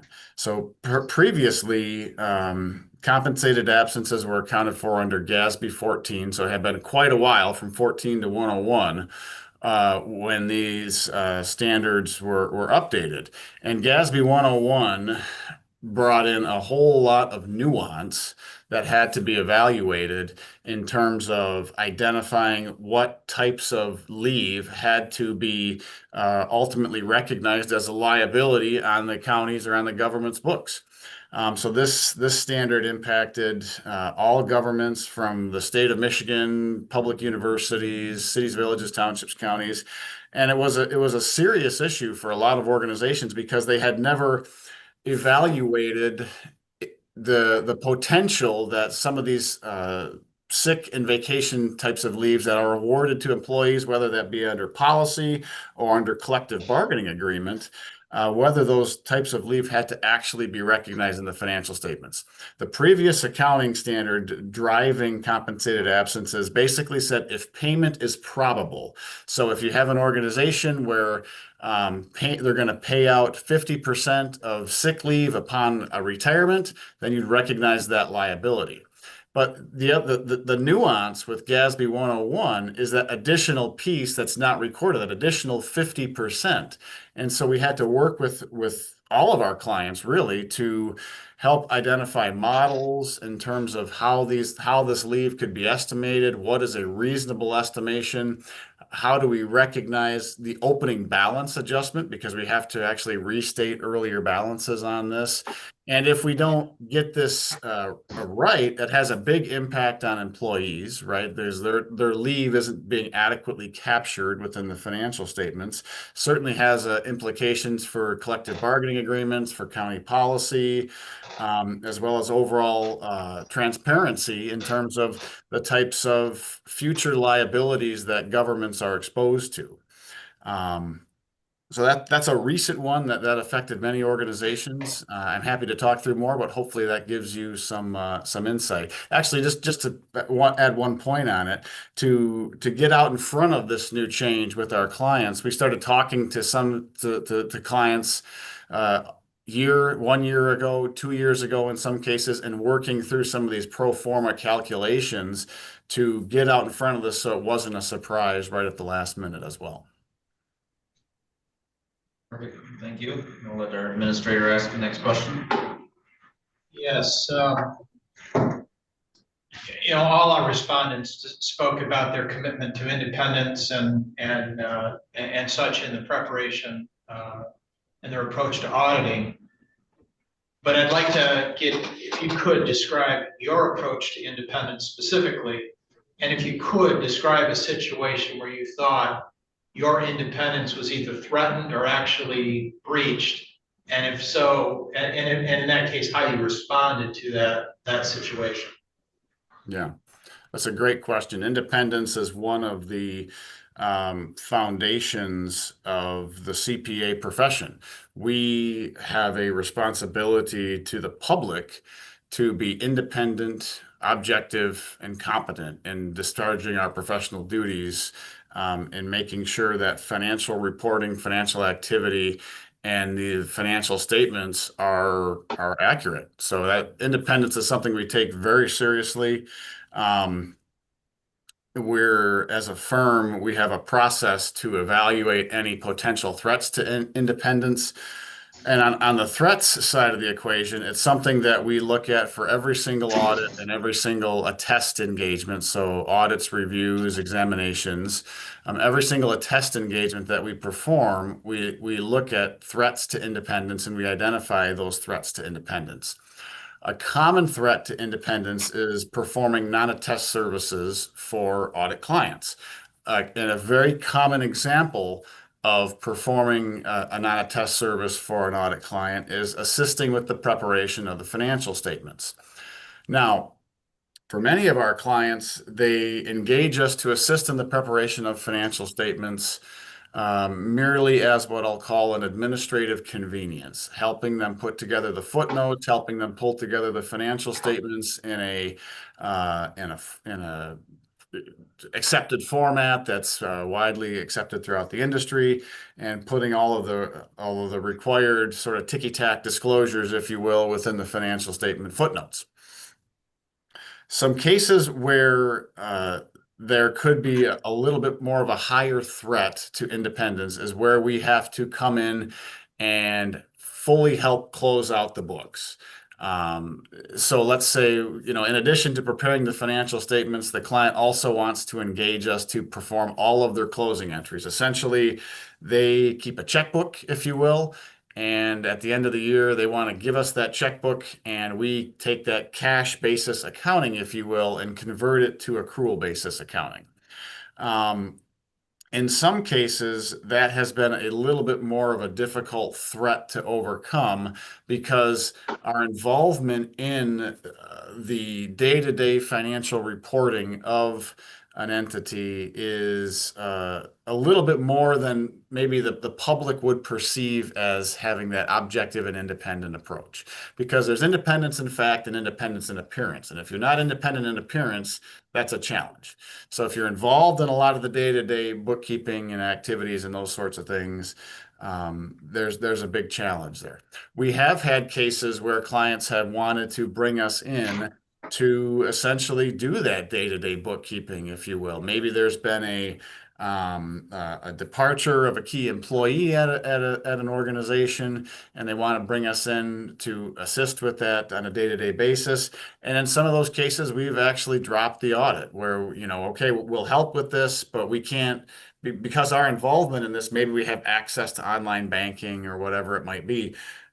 We've actually dropped the audit because independence is that important to us. If we're not going to be independent, we're not going to do the audit, is what it comes down to. So, yeah, those are some thoughts that come to mind. I hope that answers your question. It is something that we take very seriously. We look at for every single attest engagement, and then we have a process for evaluating those potential threats to independence. And when there's a question, we bring in someone that's not part of the engagement. So if there's a question whether, our as an engagement team's independence is compromised, we'll bring in our director of quality management or the chair of our firm's executive committee to evaluate that in an independent manner, if you will. Well, you kind of led me right into my second question then. So what's your understanding then of Leelanau County's financial staff, its structure, and the processes that it undertakes? Did you consider that when setting your price for the audit?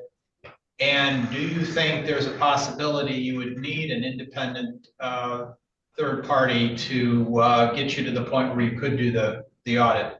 Do you have a sense of that?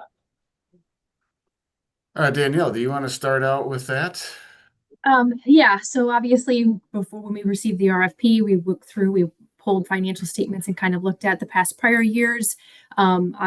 We submitted questions to Jim, and he gracefully answered all of them that allowed us to kind of assess what we thought, where the county was, and kind of what the shape of the audit was in, and your financial position, just in terms of accounting and record keeping and stuff.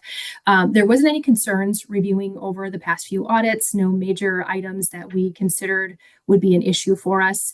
I think we had indicated, asked the question, how many journal entries are kind of posed annually by your current auditors, and the number that we came back with, unfortunately, isn't an unusual amount.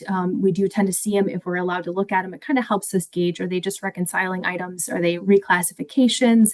And that really tells us. So we didn't see anything concerning reading through any of your prior reports that caused us to, increase our fees, because we think that this is going to be a lot more work than any other county that we work with. So I think that right there. And then we're just kind of looking at, it's more market condition. It's not in the timing of things. We're not looking at various different things where we're just going to try to get prices up as high as we can. It's the market conditions. We want to be competitive. We want to make this relationship beneficial to both parties. We want it beneficial to the county. We want it beneficial to AHP. So those are the types of items that we take into consideration when we come up with those audit fees. Again, looking at the county's records, we didn't see any concern. We don't have any anticipation of having to consult with any other third-party accountants. There's nothing of concern that doesn't tell us that we are not capable and able to just conduct the audit as we proposed. and as we would with any other engagement and complete, preparation, assistance with the preparation of the financial statements. We don't see anything, we haven't assessed anything that would cause any concern in that area for us. Thank you. Mr. Robbins, you got a question? Mr. Blank? Yeah, in your proposal here, your audit fees, you have, you put assuming one major program, is that considered a single audit? Your price includes that one major program, but in that, and then they say single audit. So is the major program different than a single audit? No, that's a great question. A single audit is an audit of the different federal expenditures, and within that single audit framework, we go through a process that we look at all the different types of programs and the dollars and the risk, and we identify quote unquote major programs. And the major programs are those types of programs that we are going to fully audit and render an opinion on compliance with the federal requirements as part of that single audit. So the price that we quoted on that assumes one major program. If there were multiple major programs, we would discuss that based on complexity and those sorts of things on that. I don't think the county is anticipating a single audit for the 2025 year, but if that's changed, that we just put that in there for full disclosure. So, but it does include, your price does include the road commission then, as well as the county. And I appreciate that. Yes. Yep. So we noted in the county's RFP that it was applicable to both the county and the road commission. I think your current auditors are doing both as well, or your prior auditors are doing both as well. So we included both within our proposal. Mm-hmm. Walter? Yeah, what's the breadth of your staff and experience? I mean, how big office do you have? How many people will be working with us? Yep, that's a great question. So firm-wide, we're, depending on the time of year, we're right around 200. We have 11 offices across the firm, including our most recent office right in Traverse City. Within our governmental practice, we have about 40 to 50 people working on governmental audits throughout the year. For the county, we anticipate, I mean, myself and Danielle would be highly involved in the engagement. This is the leadership team that you'd be working directly with on the audit. We'd have a senior, an in charge on site as well, and then 2 to 3 staff on site for the audit as well. So that would be our team. And our policy on staff continuity, as long as everything is working well, everyone's at the county is getting along with our staff, and our staff are performing well. We try to keep the consistent staff on engagements year over year, so we're not having to train new people in how the county conducts business each year. We do try to keep that continuity of staff as well. All right, thank you. The question, obviously, the content design audits, everything's dictated by state and industry standards and stuff, and at times difficult to read, to admit, but if selected, will you include in the audit perhaps in the non-mandated sections, summaries that will help us all better understand the financial outcomes of 25 and prior years, as well as how those outcomes position Leelanau County to meet future needs? In other words, would it create a user-friendly audit report? Yeah, great question. So the actual final deliverable is going to follow the state requirements and the audit standards. That's I like to call it the textbook. It's the big book that I think yours last year was 176 pages for the county. For the final presentation, where we come to that room right there and present the final results, we have a slide deck that we go through that is much simpler than the 176 page audit document, financial reports, if you will. That looks at key elements of the overall audit of our as the county's auditors. It's going to look at key elements of our procedures. What are some of those significant risks we identified? What are the results of auditing those significant risks? What are the sensitive estimates in the financials? What are the sensitive disclosures in the financials? And then what are some of those key financial trends for the county. A common one is what is the general fund balance as a percent of annualized expenditures. That's a key metric that many boards, many councils, many commissions look at. For the county, that was a strong number last year. As I was looking at it, it was right around 50% by the looks of it. So we talk about those kind of key metrics. On the pension side of the equation, we talk about what's the overall funding percentage. Last year, the county was right around 80%, if I'm recalling the number correctly. Very strong funding rate for municipalities. The state gets nervous at 60%, and you're 80%, so you're well on your way from a funding side of the equation. We talk about some of those key funds. Certainly for a county, it's that delinquent tax revolving fund and understanding what's going on within that. Anything new that's come out that's affected the county, a couple of years ago, I think it was 2 years ago, everyone was dealing with financial reporting for the opioid settlement and how that is going to be reflected in terms of receivables and deferrals. So we talked about some of those higher level things that affect the county.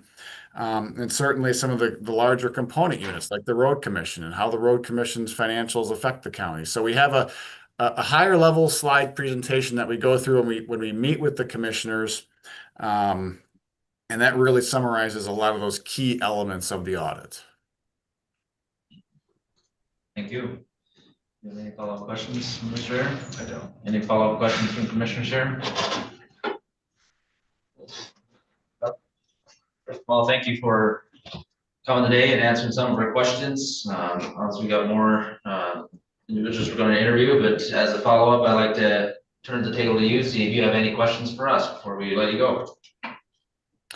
Thank you. The one question that I like to ask is there anything that we have mentioned or that we haven't discussed that gives the commission cause for concern or anything that would prevent the county from awarding us the audit? Any concerns or things that we've said or things that we haven't discussed?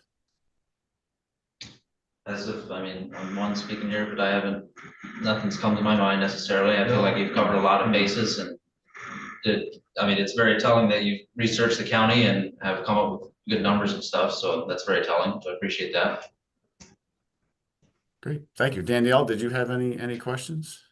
I don't. I think that was a great question right there, Greg. So.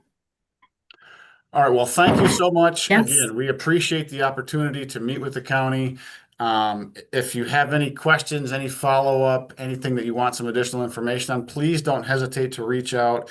We're thrilled to have this opportunity, and we really look forward to hearing back from you. Thank you. Yes, thank you very much. Perfect. As I let know with everybody else, our administrator team will reach out to you and let you know what next steps are. But again, appreciate you coming here and answering our questions, and have a great holiday. Thanks. You Thanks. too. You too. Mark likes great questions. Yeah, well, Every question is a great question. obviously he's nervous. They don't seem to have the breadth. But So far, I've been impressed with all three at various levels, so. Awesome. Were you able to hear us? Can you hear us? Yes. Awesome.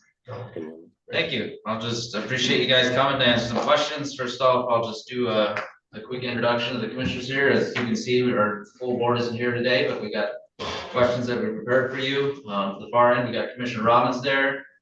In the middle, we got Commissioner Bunning, Commissioner Walter, myself, Steve Yoder, and our administrator to our left here. Then I'll be asking questions. First, we're gonna let you guys introduce yourself and kind of fill us in on who you are, what you do, and then we'll have questions from commissioners.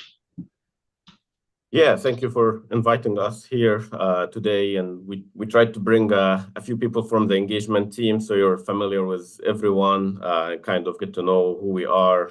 My name is Amr Askari. I will be the signer on the engagement. I have been doing governmental audit, focused only on cities and counties my entire career. Been with Clark Shepherd Hackett for 9 years. I've been 13 years in the industry, doing that with a previous firm a few years before that. So that's all I do, government and audits. And then Cody is the manager. Hi there, Cody Mitchell. I'll be the audit manager on the job. I've been with Clark Schaefer Hackett now for 8 years. Of the full 8 years working on cities, counties, other governmental entities year round. That's my main focus. We're also very involved with some of the organizations in Michigan, such as MGFOA, where me and Amr are on a few of their boards and do presentations at their conferences. That's a little bit about myself. I'm Hannah Beddinghouse. I'm a staff that works on all government audits, mostly cities and counties. I started my career here and I've been at the firm for a little over 2 years. And my name is Sean Gallagher. I also work on mostly cities and counties, pretty much just exclusively governments though. And I've been here for a little over 1 year. That's our team here, ready for your questions. All right, thank you. First off, we'll start with Commissioner Robbins. The first question is going to be, I see you're located out of East Lansing. Yes. Okay. Do you represent some of the other counties around the state or any municipalities? Yes, we do only audit cities and county. I mean, not the firm audit in all industries, but our team only audits counties and cities. I believe we have 28 counties. Some of those, the larger ones, this would be Jackson County. We're going through the audit with Otsego County this week here. We have Isabella County, and Calhoun County, yep. Mason County. Yep. And, and Sanilac County is also an upcoming client that we are starting on as well. Anything in northern Michigan close to us? We also have Mason County, which is, I think, 2 hours down the road. We have a few entities up in the UP. And we also do District Health 10, which I think it might reach into your county a little bit. And if not your county, it's the counties right around you. We audit all the way north up to City of Escanaba, up by Delta County, on the other side of the water from you guys. Thank you. Fine. Yeah, our audits are backwards looking by nature. What proactive insights do you routinely provide clients that help inform them in budgeting, internal controls, or risk mitigation before a problem surface? So like Cody said, we're involved with the MGFA and multiple other organizations. We really focus on education. We will meet with your city or the county team prior to audit through all year round, really, with any trends, any possible ways that there's new scam in government, if there is fraud risk or anything. I know at one point we were sending a lot of emails and communication with them about cybersecurity when there was attacks happening on government. We reached out a lot on new accounting standards like compensated absence. So we do that. In fact, me and Cody were presenting in the Michigan Government Finance Committee. We had about 80 people, all cities and county finance directors, and one of them was Cassie, and we met with her there. We're presenting on revenue recognition, and she was pretty active, and she had a lot of questions for us, and we got to interact with her a little bit. And after the presentation, she came to talk to us a little bit, and we found out a little bit more about the county and the structure, what software they use. So we got very familiar with the county, and we were happy to talk to her about revenue recognition. She asked us a few questions about how to account certain transactions that the county was going through. So that's mainly what we do, offer education, make sure you're prepared for the audit. Anything that we see that someone sending phishing email, trying to get you to change your bank account information. Once we hear about these things that other clients we have, we would reach out to you right away, make sure you're prepared to improve your internal controls, and would give you recommendations on things that is really new happening right now. And this is, from the help that we have a lot of governmental account, and that's what we only focus in is government. So it gives us this knowledge to keep up on anything trending. We either find out about it or one of clients will bring it to our attention, and then we would communicate with everyone else to get you ready to prepare your policies and procedures and internal controls. Does that answer your question? It does, yes, thank you. Commissioner Walter? Yeah, would it be helpful for you to contact our exiting auditors who did not bid on this audit and get a timeline of where we stand for the last 5 years?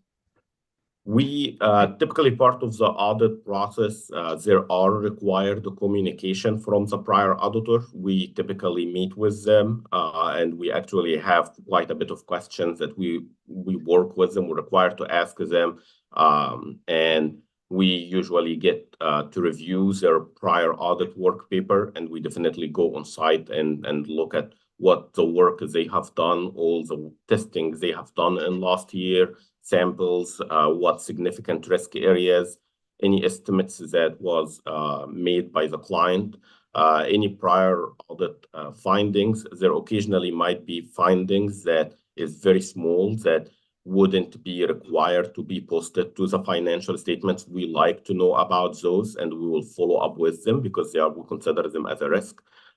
Essentially, the prior audit is the starting point of the upcoming audit. So we go back to the prior auditor, we look what they did, what happened, and we started from there by developing some questions for Cassie and James and the team, and we'll work from them to make sure that what was the results from the prior audit would be different this time and improved. Also, we would set up our request list. We're asking questions based on your operations. It's not like we're going and saying, hey, we need these random reports that you never heard of before. We're going to be actually looking at what reports they used, and we will make our procedures more familiar so the transition from the auditors is not too painful. In many cases, auditors would have different names for certain reports. It would be the same report, but every company might call it something a little bit different. We will try to make it as familiar to you as possible. And of course, if there is anything that they have done that we can improve on, we'll take that opportunity now to get on that improvement right away. And of course, after that, we meet with your team as well. And actually, it happens in the same time. Hear from them what can be improved and what changes happened since that last audit, what new transactions and any new federal funding, and we would also tailor the audit for there, so we're all on the same page. It's quite a bit in a stage, we call it planning and risk assessment, and that's usually happen before the year end, but depending on for the first year, if that's sometimes right away after year end, depending on the time of the contract when it becomes in place and you guys select the audit. All right, thank you. Obviously, with your previous experience with other counties and stuff, describe a time when your audit uncovered a significant issue late in the cycle. How did you communicate it to leadership, manage timeline risk, and ensure that public trust wasn't compromised? Well, first thing, we avoid that this has happened to begin with. We don't want to find anything in the last minute. So we have a number of processes to make sure the timeline makes sense. We set a question time for anything that is come toward the end of the audit. We try to start with the higher risk areas that potentially could have potentially a finding in the beginning of the audit. So no surprises when we come to the end. I really don't remember in maybe my entire 13 years working in the industry having something in the last 10 or 20 days before the audit deadline that came as a surprise. Like we don't like the word surprise around here. We start our testing with internal control as well, and we make sure that if there is anything communicated, like the reason we brought up the staff here to show you that that's their focus is government. They are very knowledgeable. As soon as they see something that doesn't seem consistent with the other government clients you work with, they bring it up to the finance director and the county administrator immediately. And the way we work is by the benefit of doubt. So we would tell you, here is what we see. Looks different. Here is the law. Here is what should be the process from the accounting guidance. Can you look into this and tell us what is your process, how it fits in here? We give you the benefit of doubt. We'll let you have your research. And most of the time, the county administrator or the finance director will come in and say, well, we agree with what you provided. It seems like our process needs some tweaking, and here is what we're going to do. Sometimes they come back and say, well, we had different interpretation of this process, and here is how we think we were fitting through this. And in fact, sometimes the answers we got might not have been the perfect answers, but when they involve their contract at, let's say, the federal agency that gives them the grant, sometimes they say, it wasn't necessarily our process, but we're okay with what you did. And that changed the whole thing from a finding to be okay. And you got confirmation from the federal agency saying that gave you the grant, saying what you did is fine, not our normal process, but okay. So we work part of your team. It's not like a gotcha moment. It's more of like, here is what we're seeing, how your process fall into this. And we get on that middle ground. Either we need to do a change, and we work with you together with what is the change needed and how we can get this to be acceptable. And if you have to communicate a finding to the federal agency, we'll help you draft your response to the federal agency from our experience on how you would offer a good mitigating process that the federal agency wouldn't necessarily look at and be like, absolutely not. We'll make sure that, from our experience, like, okay, this is typically will be acceptable. If your response maybe like on the little bit risky side, we'll tell you, well, you might be taking a little bit of risky here. The federal agency says no. So we'll try to guide, and we'll help you through the entire process and make sure that whatever money you came stays within your county and that you're meeting your compliance and all that stuff. So this really happened early on.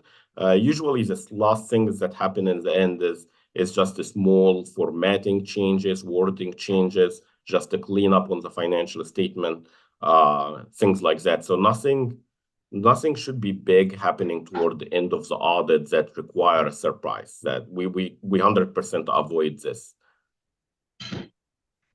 Thank you. Our administrator asks the next question. Yeah. Tell me, is there anything in your approach to auditing that you believe gives you a competitive advantage compared to other audit firms? Competitive cost advantage that gives you an advantage? It's really the team, the people we have. They are very knowledgeable with government, and they know the rules that cut the research time in half. Pretty much not every transaction to them is a brand new transaction. Everything they have seen, they know what it is. They are familiar with the grants. By the time we would come to your county, we probably tested the same grant maybe 10, 12 times in the same months. So it's nothing new. So the people they only work in government. We never let them work in benefit plans. They never work on a manufacturing company.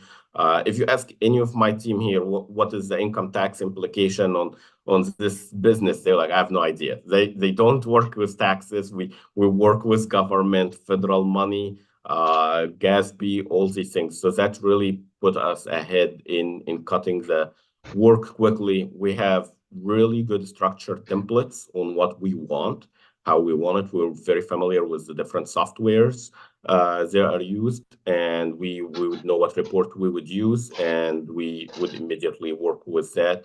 The other thing too, our firm makes substantial investment in AI. We have multiple new AI softwares that help us go through the work much quicker. If you have large documents, we can analyze them in seconds. Compared to other firms, they might have a lot more clerical work. Again, we're a very large firm. We invest in a lot of AI because we have also, we're 600 employees. So when the firm buy a new license or new software, we get the advantage of this, and we would be able to use it on our team. And because we're spreading these overhead costs are spread over hundreds of people, different offices. We're spread out through 3 states, Michigan, Ohio, and Kentucky. We even have an office in India. So we're pretty large. We can spread these overhead costs that is really expensive. In the past 3 to 4 years, accounting profession, the inflation in it was on average 8 to 10%. And in the year of COVID was even 15 to 18%. These costs mainly driven from software and AI. A lot of the smaller companies, they have to buy the same software that we are buying, making the same investments we're making, but they're going to have to pass it on much smaller client base. We have much larger client base, so we can spread these costs over hundreds of clients, thousands of clients actually, at our firm. So every client would pay a smaller portion. So our cost structure is not very high. We cut the wastes. Our office spaces are very small. We work on a hoteling style in our office space. Our office at best would cover 15 people if everyone in the office, but actually the office could have 40 people. That's because most of the team for us is out at the client meeting with them. It's very rare when we have all 40 people in the office. So we have done this investment since COVID that we cut our cost that might not be meaningful to you. Like you don't want to pay our rent for a big office and big parking lot and all this fancy stuff. So we really focus on cutting the cost, slimming it to whatever we can to stay profitable and pass on a lot of the savings to you. If I could add just one thing as well, I mean, it's also the investment in our staff. Hannah and Sean, they're on every engagement with us. It's not like we're picking them just for this engagement. They move all year long with us, government-wise. And we also give them the opportunity to go to these conferences and stay sharp on all of that. They also helped with the recent presentation that we did. Hannah's presented to county boards with me as well. So we give them every opportunity to stay as up to date as possible and as efficient as possible when working with governments. Thank you. Commissioner Roberts, any questions? Please address how you plan to assess and test internal controls. So, well, again, we will look at prior auditor financial statements. We will look at their internal control testing, internal control documentation, what they wrote about your internal control. In the auditor work paper, they should have already highlighted some concerns they had in these documents, what concerns that was there. Usually these are not public. Usually it's only within the auditor file. I will be allowed to see these. And this is one of the things we would start with. We would also, during the proposal process, we vetted your financial statements from prior year, got familiar with everything you have. Then we would also meet with Kathy, and in a typical form, if you would allow us, we will do a pre-audit meeting. And that's kind of like a pre-game plan. We would meet with you, see what are the concerns. Any citizen brought up a concern on something being wasted in the county, we would take all that information from you. And if you can't attend that meeting, that's fine, because we're going to send you an email with list of 10 to 12 questions. Most of them are just yes or no. If there is nothing, you will just say, no issues here. But if there is something, you would start documenting to us, and that triggers that maybe there is more conversation you need. So we will have one meeting with everyone in the same room, but we also will send the emails, make sure you have our contact information. You would let us know if there is anything that you are concerned about, and maybe we're uncomfortable to share it in in a big meeting in front of a number of people. So we'll hear all these concerns, and then we would go on site and meet with the different people doing the controls. And we do an exam. We call it, we have to obtain an example. So for example, let's say we're focused on which is part of the audit. We'll do IT controls. Someone say, well, we have the system, everyone has to log in on the computer. We'll ask you to log in front of us, and we will try to punch in a wrong password and see if it would allow us. Now, that's an easy one, but there are some things more in the technicality of the software. Someone says, oh, yes, so-and-so doesn't have access to make journal entry to this particular area. We go in his side and try to make the journal entry. And believe it or not, it's 50-50 shot from all the clients. Many times they tell us, oh, absolutely, they can't do it. And we post it and it would go through. And this would be an identification of issue within the control process. A lot of the time, technology got so advanced to accountants that we might not grasp what's going on. And we trust that IT person told us, yeah, no, that person can't do it. And we never go and check. But that's my job to go and check and make sure that actually this is right. In many cases, it's configured wrong, or the IT person has a misunderstanding because they don't know accounting cycle or fraud risk. And so we focus on that. I know also there was another piece of the proposal you guys talked about, budgeting. So part of the audit, and it's actually in the audit report, we will publish your budgeted information, and we sign on the budget process. So big part of the audit, we will go and meet with the budget individuals and ask them, how did you develop this budget? The budget is very regulated from the state. State compliance has certain rules, has to be done within the budget. And if there are certain variances that actually came different from the budget, in the audit report, and I can tell you exactly what pages if you need that. In the audit report, there will be discussion of these variances between the actual results and the budget, and the auditors assign on this. So the part that you guys were asking about, for the most part, it's double dipping in the audit, and I don't think you necessarily need a separate engagement for it. It's big bulk of that work is already covered in the audit. Now, auditor usually focus in a little bit, maybe higher level if it's gonna cause material issue to the financial statements.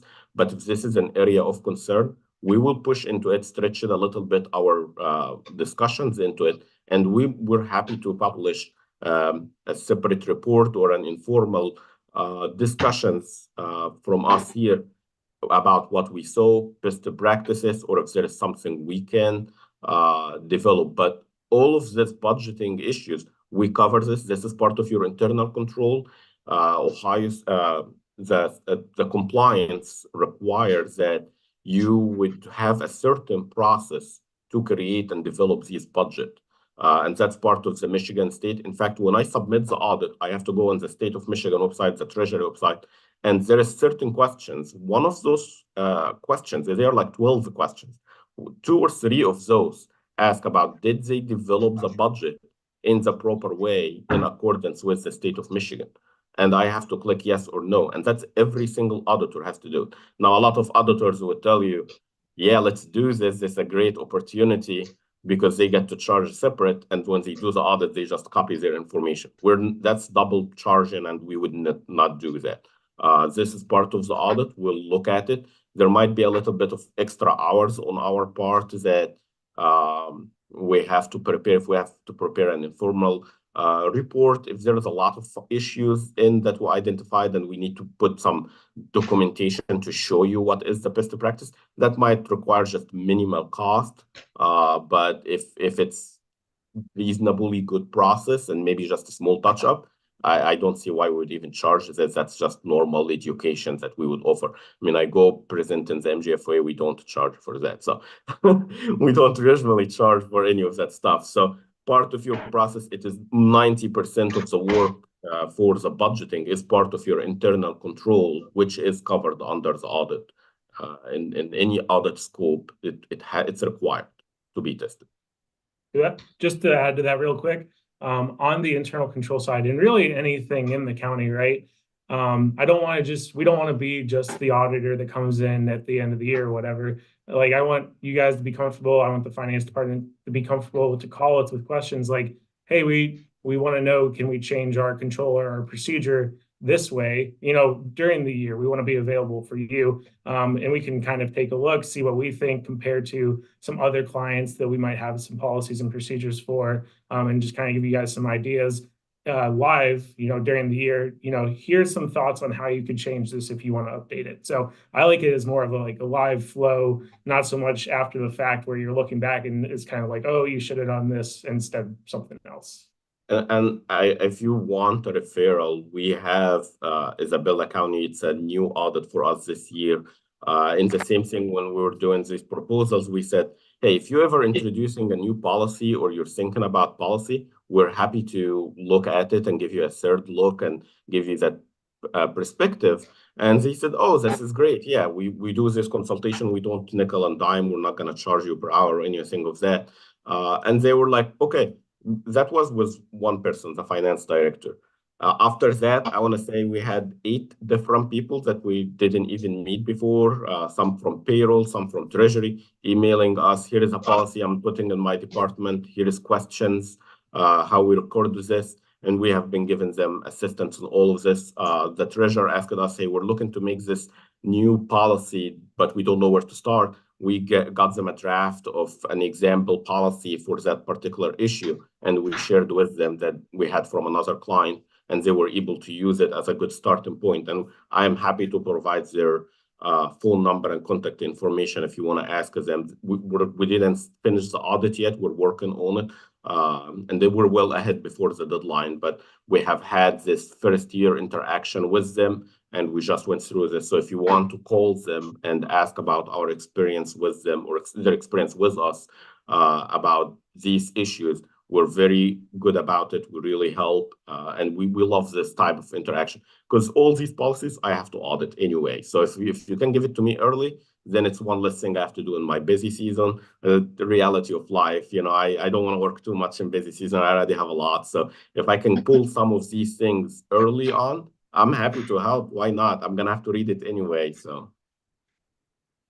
Thank you, Commissioner Money. Yeah, in your cost proposal and compensation, you didn't include the road commission. You know, and I'm just wondering, do you have a separate cost for that, or that? Yes, that was in RP. We were a little confused on this because with in the original proposal, it said that the road commission was audited separately, and it was yes. The other 2 were saying no. So we thought, okay, you don't need it part of this proposal. So we had a little bit of confusion that, but we did review the road commission. We felt it's not anything that not familiar to us. We actually audit Jackson County, and I believe the road commission is number 4 in the state, largest road commission in the state. So we almost all our counties have road commission. We're very familiar with them. They seemed well in a good finances position. We reviewed their pension. There was nothing concerning for us. We developed the cost for it. We never put it formally in the proposal because we thought you guys didn't need it. As we took over a couple of time looking over this, and I guess we got confused a little bit. We thought you didn't want it, so we didn't include it. But if we would do it, it would be about $11,000 a year for the audit cost to do that type of work. From what we have seen, it's not included in the proposal we have put in, and we're happy to supplement or add that or do an additional contract if needed. But we were a little bit confused because in the proposal it said this is audited separately by Raymond, and we thought that you guys gonna continue that piece with Raymond, but you're looking only for the county, so we only put for the county. But if you want us to do the road commission, we're happy to do that. I think that's actually the better way, since they are both same entity and they will consolidate together. It makes sense that I finish this and then take their data and put it into the county. So we're happy to do that. Thank you. Walter? No. Had you asked him that already, or? No.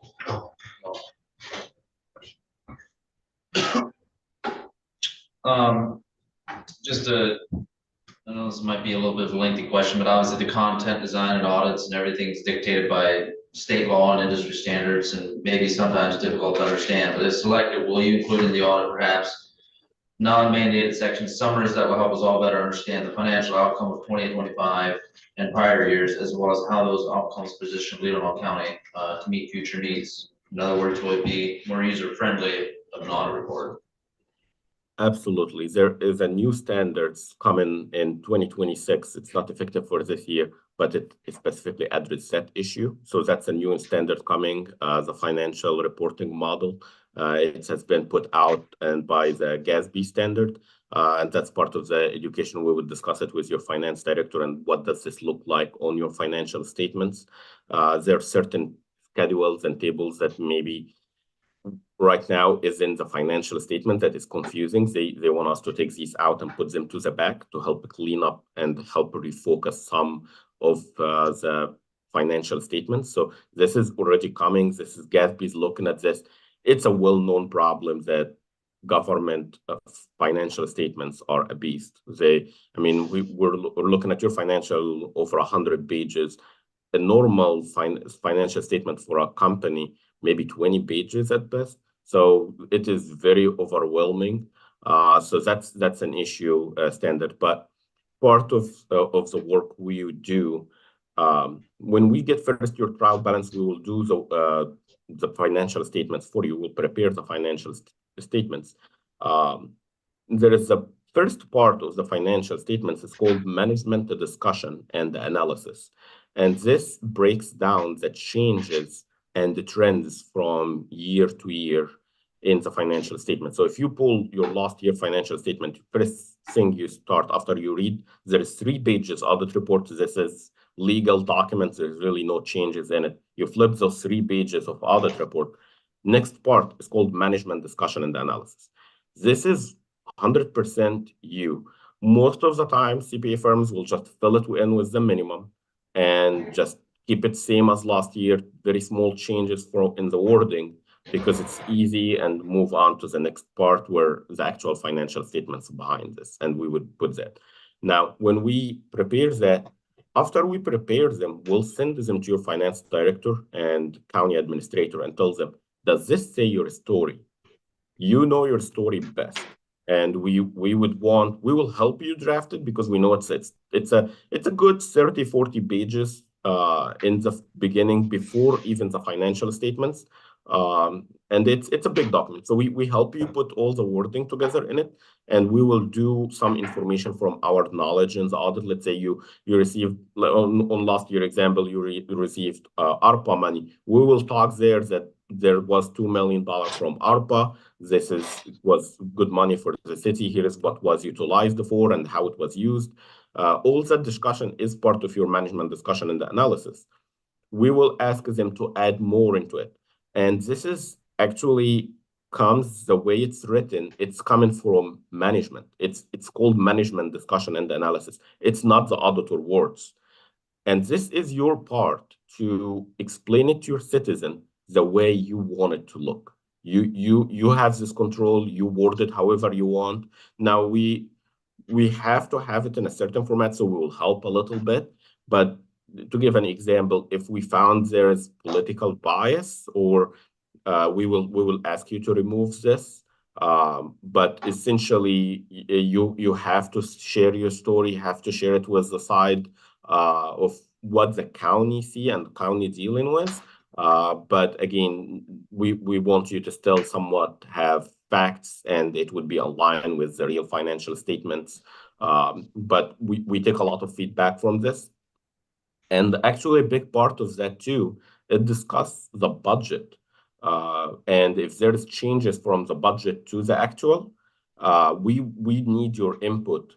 Why there is a difference from the budget and actual? We can come up with reasons, and we know why, but the way I say it might not do you justice. It might be when you developed the county, you saw something and you can explain it better. So we ask you to put that input. So this is a pretty big part that you can share your story. And usually it's broken down in what in accounting world, we call it a plain English. So we consider accounting English something and then plain English something. So the management discussion and analysis, this is plain English really easy. Someone who doesn't understand accounting should be able to read this and get it. And in the end, after we finish this, issue the audit. So this is the public documents that goes onto the Auditor of State website. Now, if someone, let's say he's following your board meetings, we also will come in at the board and we will do a presentation, give or take 12 to 15 PowerPoint slides. Most of them, or 100% of them, is going to be graphs. 5-year chart, here is the graph, it will share the story. We will add a few more based on specific projects you're doing. If you're building a new building or there was a new grant, we might add a little bit more statistics on that. But most of the time it would be benchmark for your general fund balance. How high is it going? Is it going down? What is the trends over the past 5 years? To give you that understanding so you can see it visually. We realize that not everyone on the board is an accounting wizard. Like I get paid for that. That's what I do for a living. You don't have to understand my job, and I understand that. So I want to put you this in graphic so you can see it without seeing necessarily numbers that make your head spin. Like, what does that mean? So we'll break it up in a graph, show you the trend and what that results mean.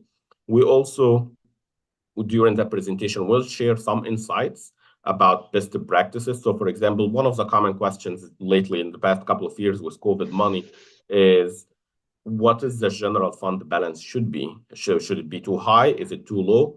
The MGFA has standards, has best practices, how much should be your general fund balance. So we would share with you that calculation, how to know your general fund balance is good or not compared to the average county in the state. We'll also share some other counties, and if we don't have a county nearby, we will go and pull their financial statement reports, and they can tell you how you compare to them. That's easy. Everything is public. We can pull the information. If there is specific counties that you feel like, okay, I want to compare to this particular county. It may be nearby county. Maybe it's a county in the south that you're like, I think we're similar size, or they doing the same project we're in. Can you compare us to this one? We will pull their data and we'll make to you a comparison where you at with this particular county. If not, we will come up with our own comparables and tell you where you stand on the industry. We'll share some new trends, whether within the state house or at the federal level. As we all know, things are at the federal level with chopping a lot of the funding. That has been discussions I have been having with a lot of my clients, that maybe they have health departments. A lot of the health departments were very concerned, or if they have like some of the more unique departments, what that mean and how are we gonna get cut funding? What do you hear? And we usually have more resources that we chat with the different people, and we're able to follow more of the politicians and kind of get an idea of what is projected to be coming in. I am on the board of accountancy, so we also have a lot of discussion, one of 9 members, so the state look at that. So I'm one of the 9 members at the board of accountancy. We discuss every month all new changes that impact accounting in general, any new accounting standards, any new auditing standards. That's part of the work we do. Other parts too, that we review other CPA firms and make sure that they do best practices, or if we need to disbar or license or ban, take their license, suspend their license, things like that. But that's part of the things we do. Hopefully that helps give you an idea. So we will come in, we chat with you to summarize and break down the financial statements for, if someone not very familiar with numbers, we'll break it down to you and your citizens, and we will share with you our PowerPoint. You can take it. A lot of my clients like to publish them on their website and share them with the citizens. But also within the financial statement, there is multiple areas that you can break down what's happening in the county from your perspective. Right now, a lot of the auditors just fill it in last year and make small tweaks and then move it on. But the new accounting standards come in 2026 is specifically calling out a lot of the auditors would say, For example, property taxes is increased this year because we collected more money. That was an exact example. A lot of the auditors would just use this generic language. This is going to be no longer acceptable. We don't, I don't know what that means, where property taxes increase because we collected more money. We need what companies moved in, or what if there was a new valuation. Is the county overall healthy, increasing its property value? That's a good trend, that the county is healthy, more people moving in, or what other factors cause that. So we would help put that language into your financials, and we would work with you to make sure this language makes sense and it's matching what you see. And that would be the management discussion and the analysis. Are you familiar with this at all, or is that first time you guys hearing about this? I couldn't quite gather everything there, but yeah, I think you answered a question. Yeah. I just have one last follow-up question, and your answers have been very, very comprehensive. And if you could just very briefly describe what your internal quality control and peer review process is, that's something that I didn't garner as much as I might have from your proposal. So. We can provide you with our peer review. We have no findings. We passed with the highest level we can pass on. And the peer review's letter came from the AICP, and I'm more than happy to email you that today. Yeah, if you could email that. Yes, we can do What that. What do you do for internal peer review, or excuse me, quality control? So the quality controls, we have multiple pieces. So first, when we get from you the trial balance, we would prepare the financial statements. It goes to our partner. For example, do you use a non-audit team member for internal peer review? Two of them, one at the financial statement level and one at the final audit level. Okay, from a different that sounds office. good. Yep. Yeah, that was specifically what I was looking for. Yep. Can I ask one question? Thank you. Yep. Hi, I know I didn't get introduced, but I'm the chief deputy clerk for the county clerk, and I'm just wondering, I looked through your review. How do you guys handle the F-65? Do you do an additional charge for that, or, because typically, like Raymond would send that to us and then we upload it on our own, and I know we didn't ask the other firms, but I just was wondering, how do you guys handle that? It's usually, if you will prepare it, we can review it and look at it and make sure that the numbers are right, and we'll tell you if there's anything we disagree with or should be changed. If you want us to take a stab at it and do it all from the beginning, we would do charge a minimal charge, less than $1,000. But we can prepare it all for you and submit it on the state website for you. Yeah, for that minimal charge. But if you would take a stab at it and try to do it, we'll help you there if you have questions to achieve it, and that would be no charge. Okay, all the years that I've been here, which is over 20, we've had Raymond do it, and then we do the upload. So I just wanted to ask in front of the board that they knew that could be a possible additional charge if we go with what we've done in the past. So I just wanted to make sure that was something. You're talking about Form F-65? Yes, I am. Yeah, and we didn't ask the other ones, but I thought very, very thorough. Thank you very much. Yep. Yeah, typically that cost additional. Sorry, all CPA firms will charge this. It's separate from the audit, and they usually have a separate letter, unless Raymond grandfathered it from years ago. But now it's again small charge. Okay. Thank you. Any follow-up questions from commissioners? No. All right. I want to thank you guys for spending the time to answer our questions. I guess I'll leave it with one closing. We should ask everybody else if you have a question for the board or the administrator here on before we close it out. I guess from strategic planning, we try to be strategic partner with you. If there is anything that you want us as going on that we would need to target or focus or help you with achieve. Obviously, the budget, I can sense that this is a concern, and we'll definitely pay attention to that. Anything, if we were awarded this, that you want us to partner with you on and take a look at it, that is as a deeper look from a strategic planning or like 5-year goals that you have trying to achieve with the accounting department, trying to do any automation or software changes throughout the county, anything that you want to change, or you're happy with what you have. And again, we're just happy to help.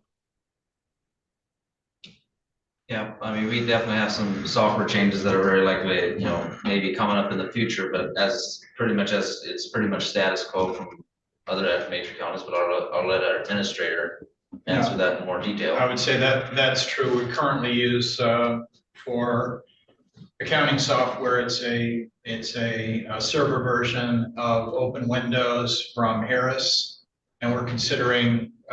We recognize the likelihood that we will need to transition to a cloud-based service. We're considering BSNA. We're considering Harris's, a couple others. I don't, off the top of my head, remember which they were.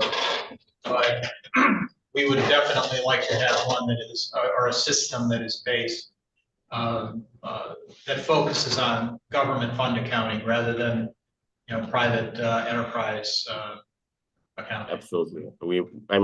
BSNA is kind of the gold standard in the state. Almost all counties, really, I want to say at least 80% of the counties use that.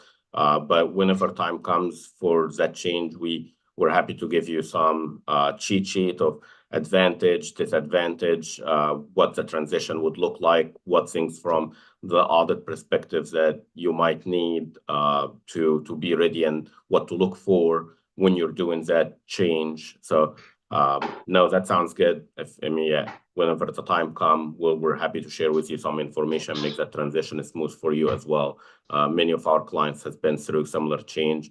We're working right now with City of Ypsilanti, and they just changed it this year from BSNA based to the BSNA cloud.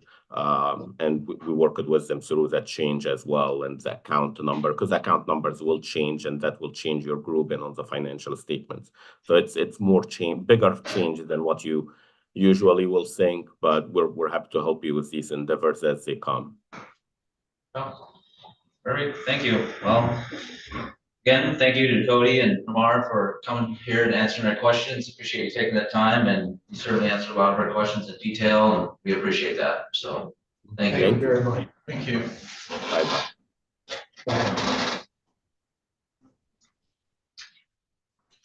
Awesome. With that, we don't have any public comment. We have commissioner comments. It's a lot to digest. And I can tell you, just based on the four interviews, found all of them to be fairly close. I evaluated them all on separately on price and quality, and the real issue for me is Clark, Schaefer, and Hackett is just so much less. We've budgeted $85,000 for the audit. So everybody, all four are, at or below that. I suspect that AHP looked at our budget and just simply selected $1,000 less than what we had budgeted. Yeah. Clark, Schaefer, and Hackett has a completely different approach to auditing. And it's pretty incredible the number of counties in Michigan that they're involved with at one level or another. And the fact that they just do completely, that's all they do is governmental accounting. That was really why I asked them that question. What is it about your, the way you do business that gives you a competitive advantage? So basically I rated them as the second on quality, first on price, but then AHP is the most quality, but they're the highest price. So then, like bar. I give Clark, Schaefer, and Hackett a 3 out of 8, and AHP 5 out of 8, Gaybridge and Manor-Costerian 6 out of 8. That to me, they're all very close. And I think we'd be all right selecting any one of them. So I don't really have, other than that comment, that I just see Clark, Schaefer, and Hackett as What I would probably want to do is talk to some of the county administrators. Do they really do what they say they do? Yeah. And can they provide a quality, or like the question that Jen asked is, are you gonna get nickel and dime on other things? It gets it up to $85,000. I doubt that, the way he answered the question. Yeah, he seemed to know what his price point was and everything. I mean, that'll be 11,000. I mean, they just, okay, He figured it out. yeah, so, They were prepared for that answer to that question. I right, was glad they were. yeah, So- because that means, yeah, they looked into it. The other ones were. Wow. Put it in there. The other two AHP I was, know, the other one I asked. Yeah, Manor Mysterian, or Gabbridge did not have. Right. yeah, Well, we don't even know at Gabbridge how much more that would be, so. He did say Oh, 15,000. did he say Yeah, 15? he But I sent think- around, yeah, that. The other two had all estimated Because 15. I voted in at that 15,000. Yeah. So that, again, everybody's They're all around 80,000 to start. AHP Well, I would tell be you at what. 84, Gabbridge would be at 77, and Manor Mysterian would be at 76 and a half in the first year. And if you add 11,000, even if you add 12,000 to Yeah. include the up to 65, Clark, Schaefer and Heck is at 62,725. yeah, They're $18,000, well, $10,000 less than anybody, $15,000 less than 15, yeah, anybody. that's what I got. 15. So it's a, he talked, but he did talk about the broad breadth, all their experience, but the people we introduced were doing it for 1 year and 2 years, and so, okay. Are we the training wheels for this guy, or do we have somebody with experience, or, but, he probably looked at the county and saw the history of, what he thought he needed to meet what we had. I think that's an accurate way to put it. So he said, well, this is obviously not, a place that's got a lot of hiccups, But I mean, where some are. They said there's probably 4 people in their office. in Michigan, Jackson, Mason, Isabel, Sanilac, Otsego counties alone, they list Calhoun County. I meant to ask him, but I can make a contact at Calhoun. I think my guess is, based upon the contact name, they only do the Land Bank Authority as their. In Calhoun. In Calhoun. In Mason County, they list Mason County, but the contact name is the former administrator. But That might. I know he's stuck around to do a few financial things, so he may be managing the audit still on a contract basis. Yeah, I mean, he answered every question we had, with the first question, because he just couldn't stop.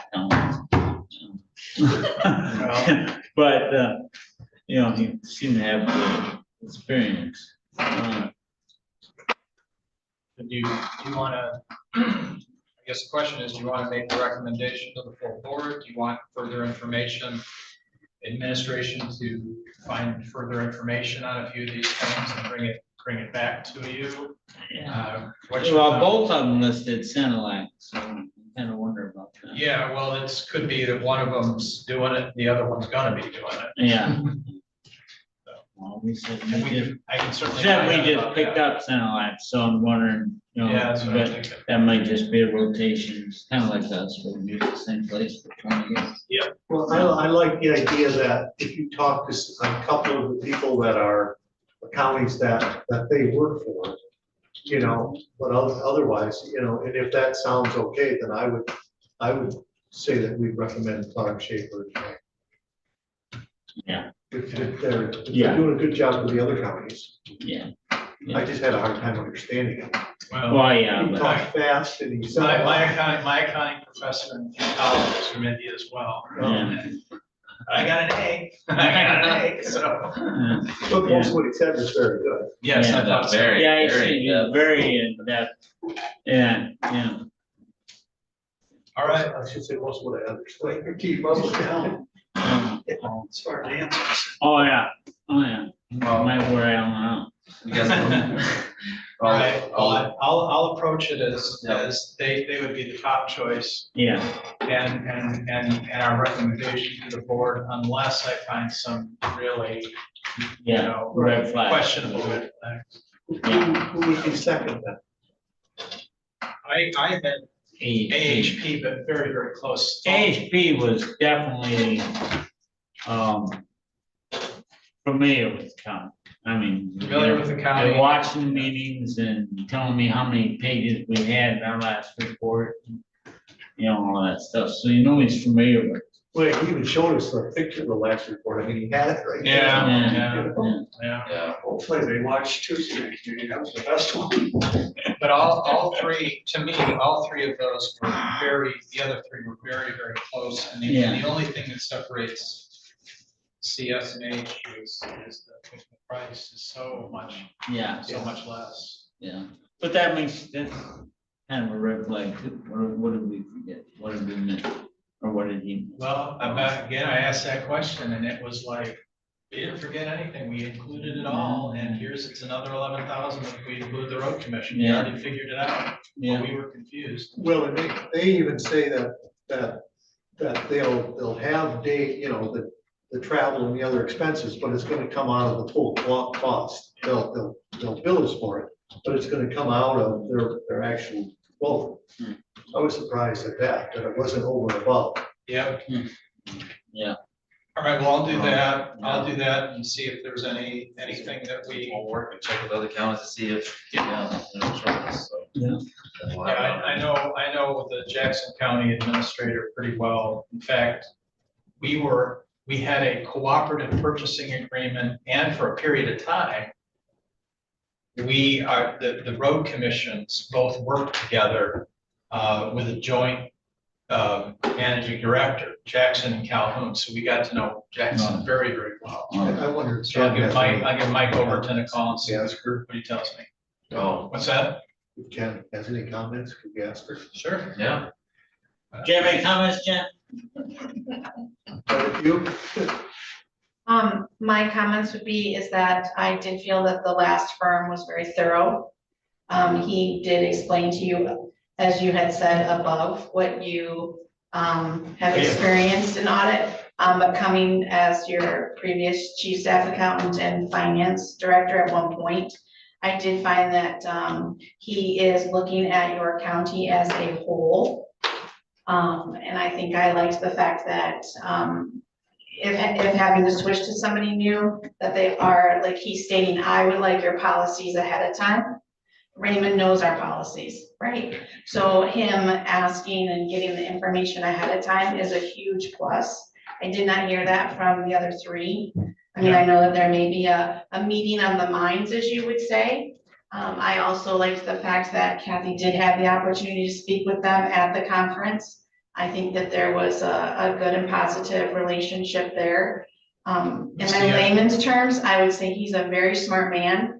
And if I had time with him, I would love to pick his brain. But I mean, I was very impressed with him myself. I do have a concern, like Mark, you're saying that on the lower side of the cost.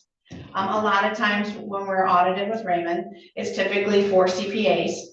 And so I did see and did notice that the 2 are associates, right? So they're more of the field work, whereas in with Raymond, when you have that top end, they're 4 CPAs, right? And the top 2, the principals, they're the higher ups. And then the 2 lower are the ones that are doing the treasurer's bank or statements and the field work, checking your accounts payables, checking your board policies and that kind of stuff. So I think on the price side, as Administrator Dyer is saying, I think that's where that maybe that little bit of experience with the 2 that introduced themselves. But myself, I thought he as the principal far exceeded and if that he's the driving force, I think you'd be in good hands. That's my thought. And then the other thing that I like to build on what Jen said is that not only did he want the policies in advance, but he is also saying, if we see there's some changes that need to be made, we make them now.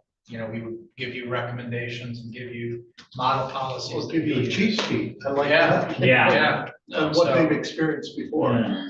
So I think, I really like that. Yeah. all interesting stuff. You know, when he started out, I kind of wondered, but boy, he had it, he had Well, I liked how he talked about the community and how we would want to address it to the community of the whole county, not just the government employees or us, you know, but I liked how he I wanted did it to be. too. And it's interesting because, but where he said you would do that at is in management's response portion. Yeah. And we That's- we that's have, we very- have always written that. We have always written the management discussion, those first 3 pages Oh, that they take. Yep, they do it's a Q&A basically, and we take that information, or I did in the past, right? And Tell our you story. put that all together, yes, and then you make it in layman's terms, this is how much this was and this is how much that was, but yeah. And that fact that he brought that up, that is your first payment, that's your first pages in your audit, that's what people read, and then past those 125, they really don't care till the end. I like that, yeah. yeah, I mean, he like that too. Okay. All right. Sounds like you got my marching orders. Yeah, and, Thanks for being here. sounds good. That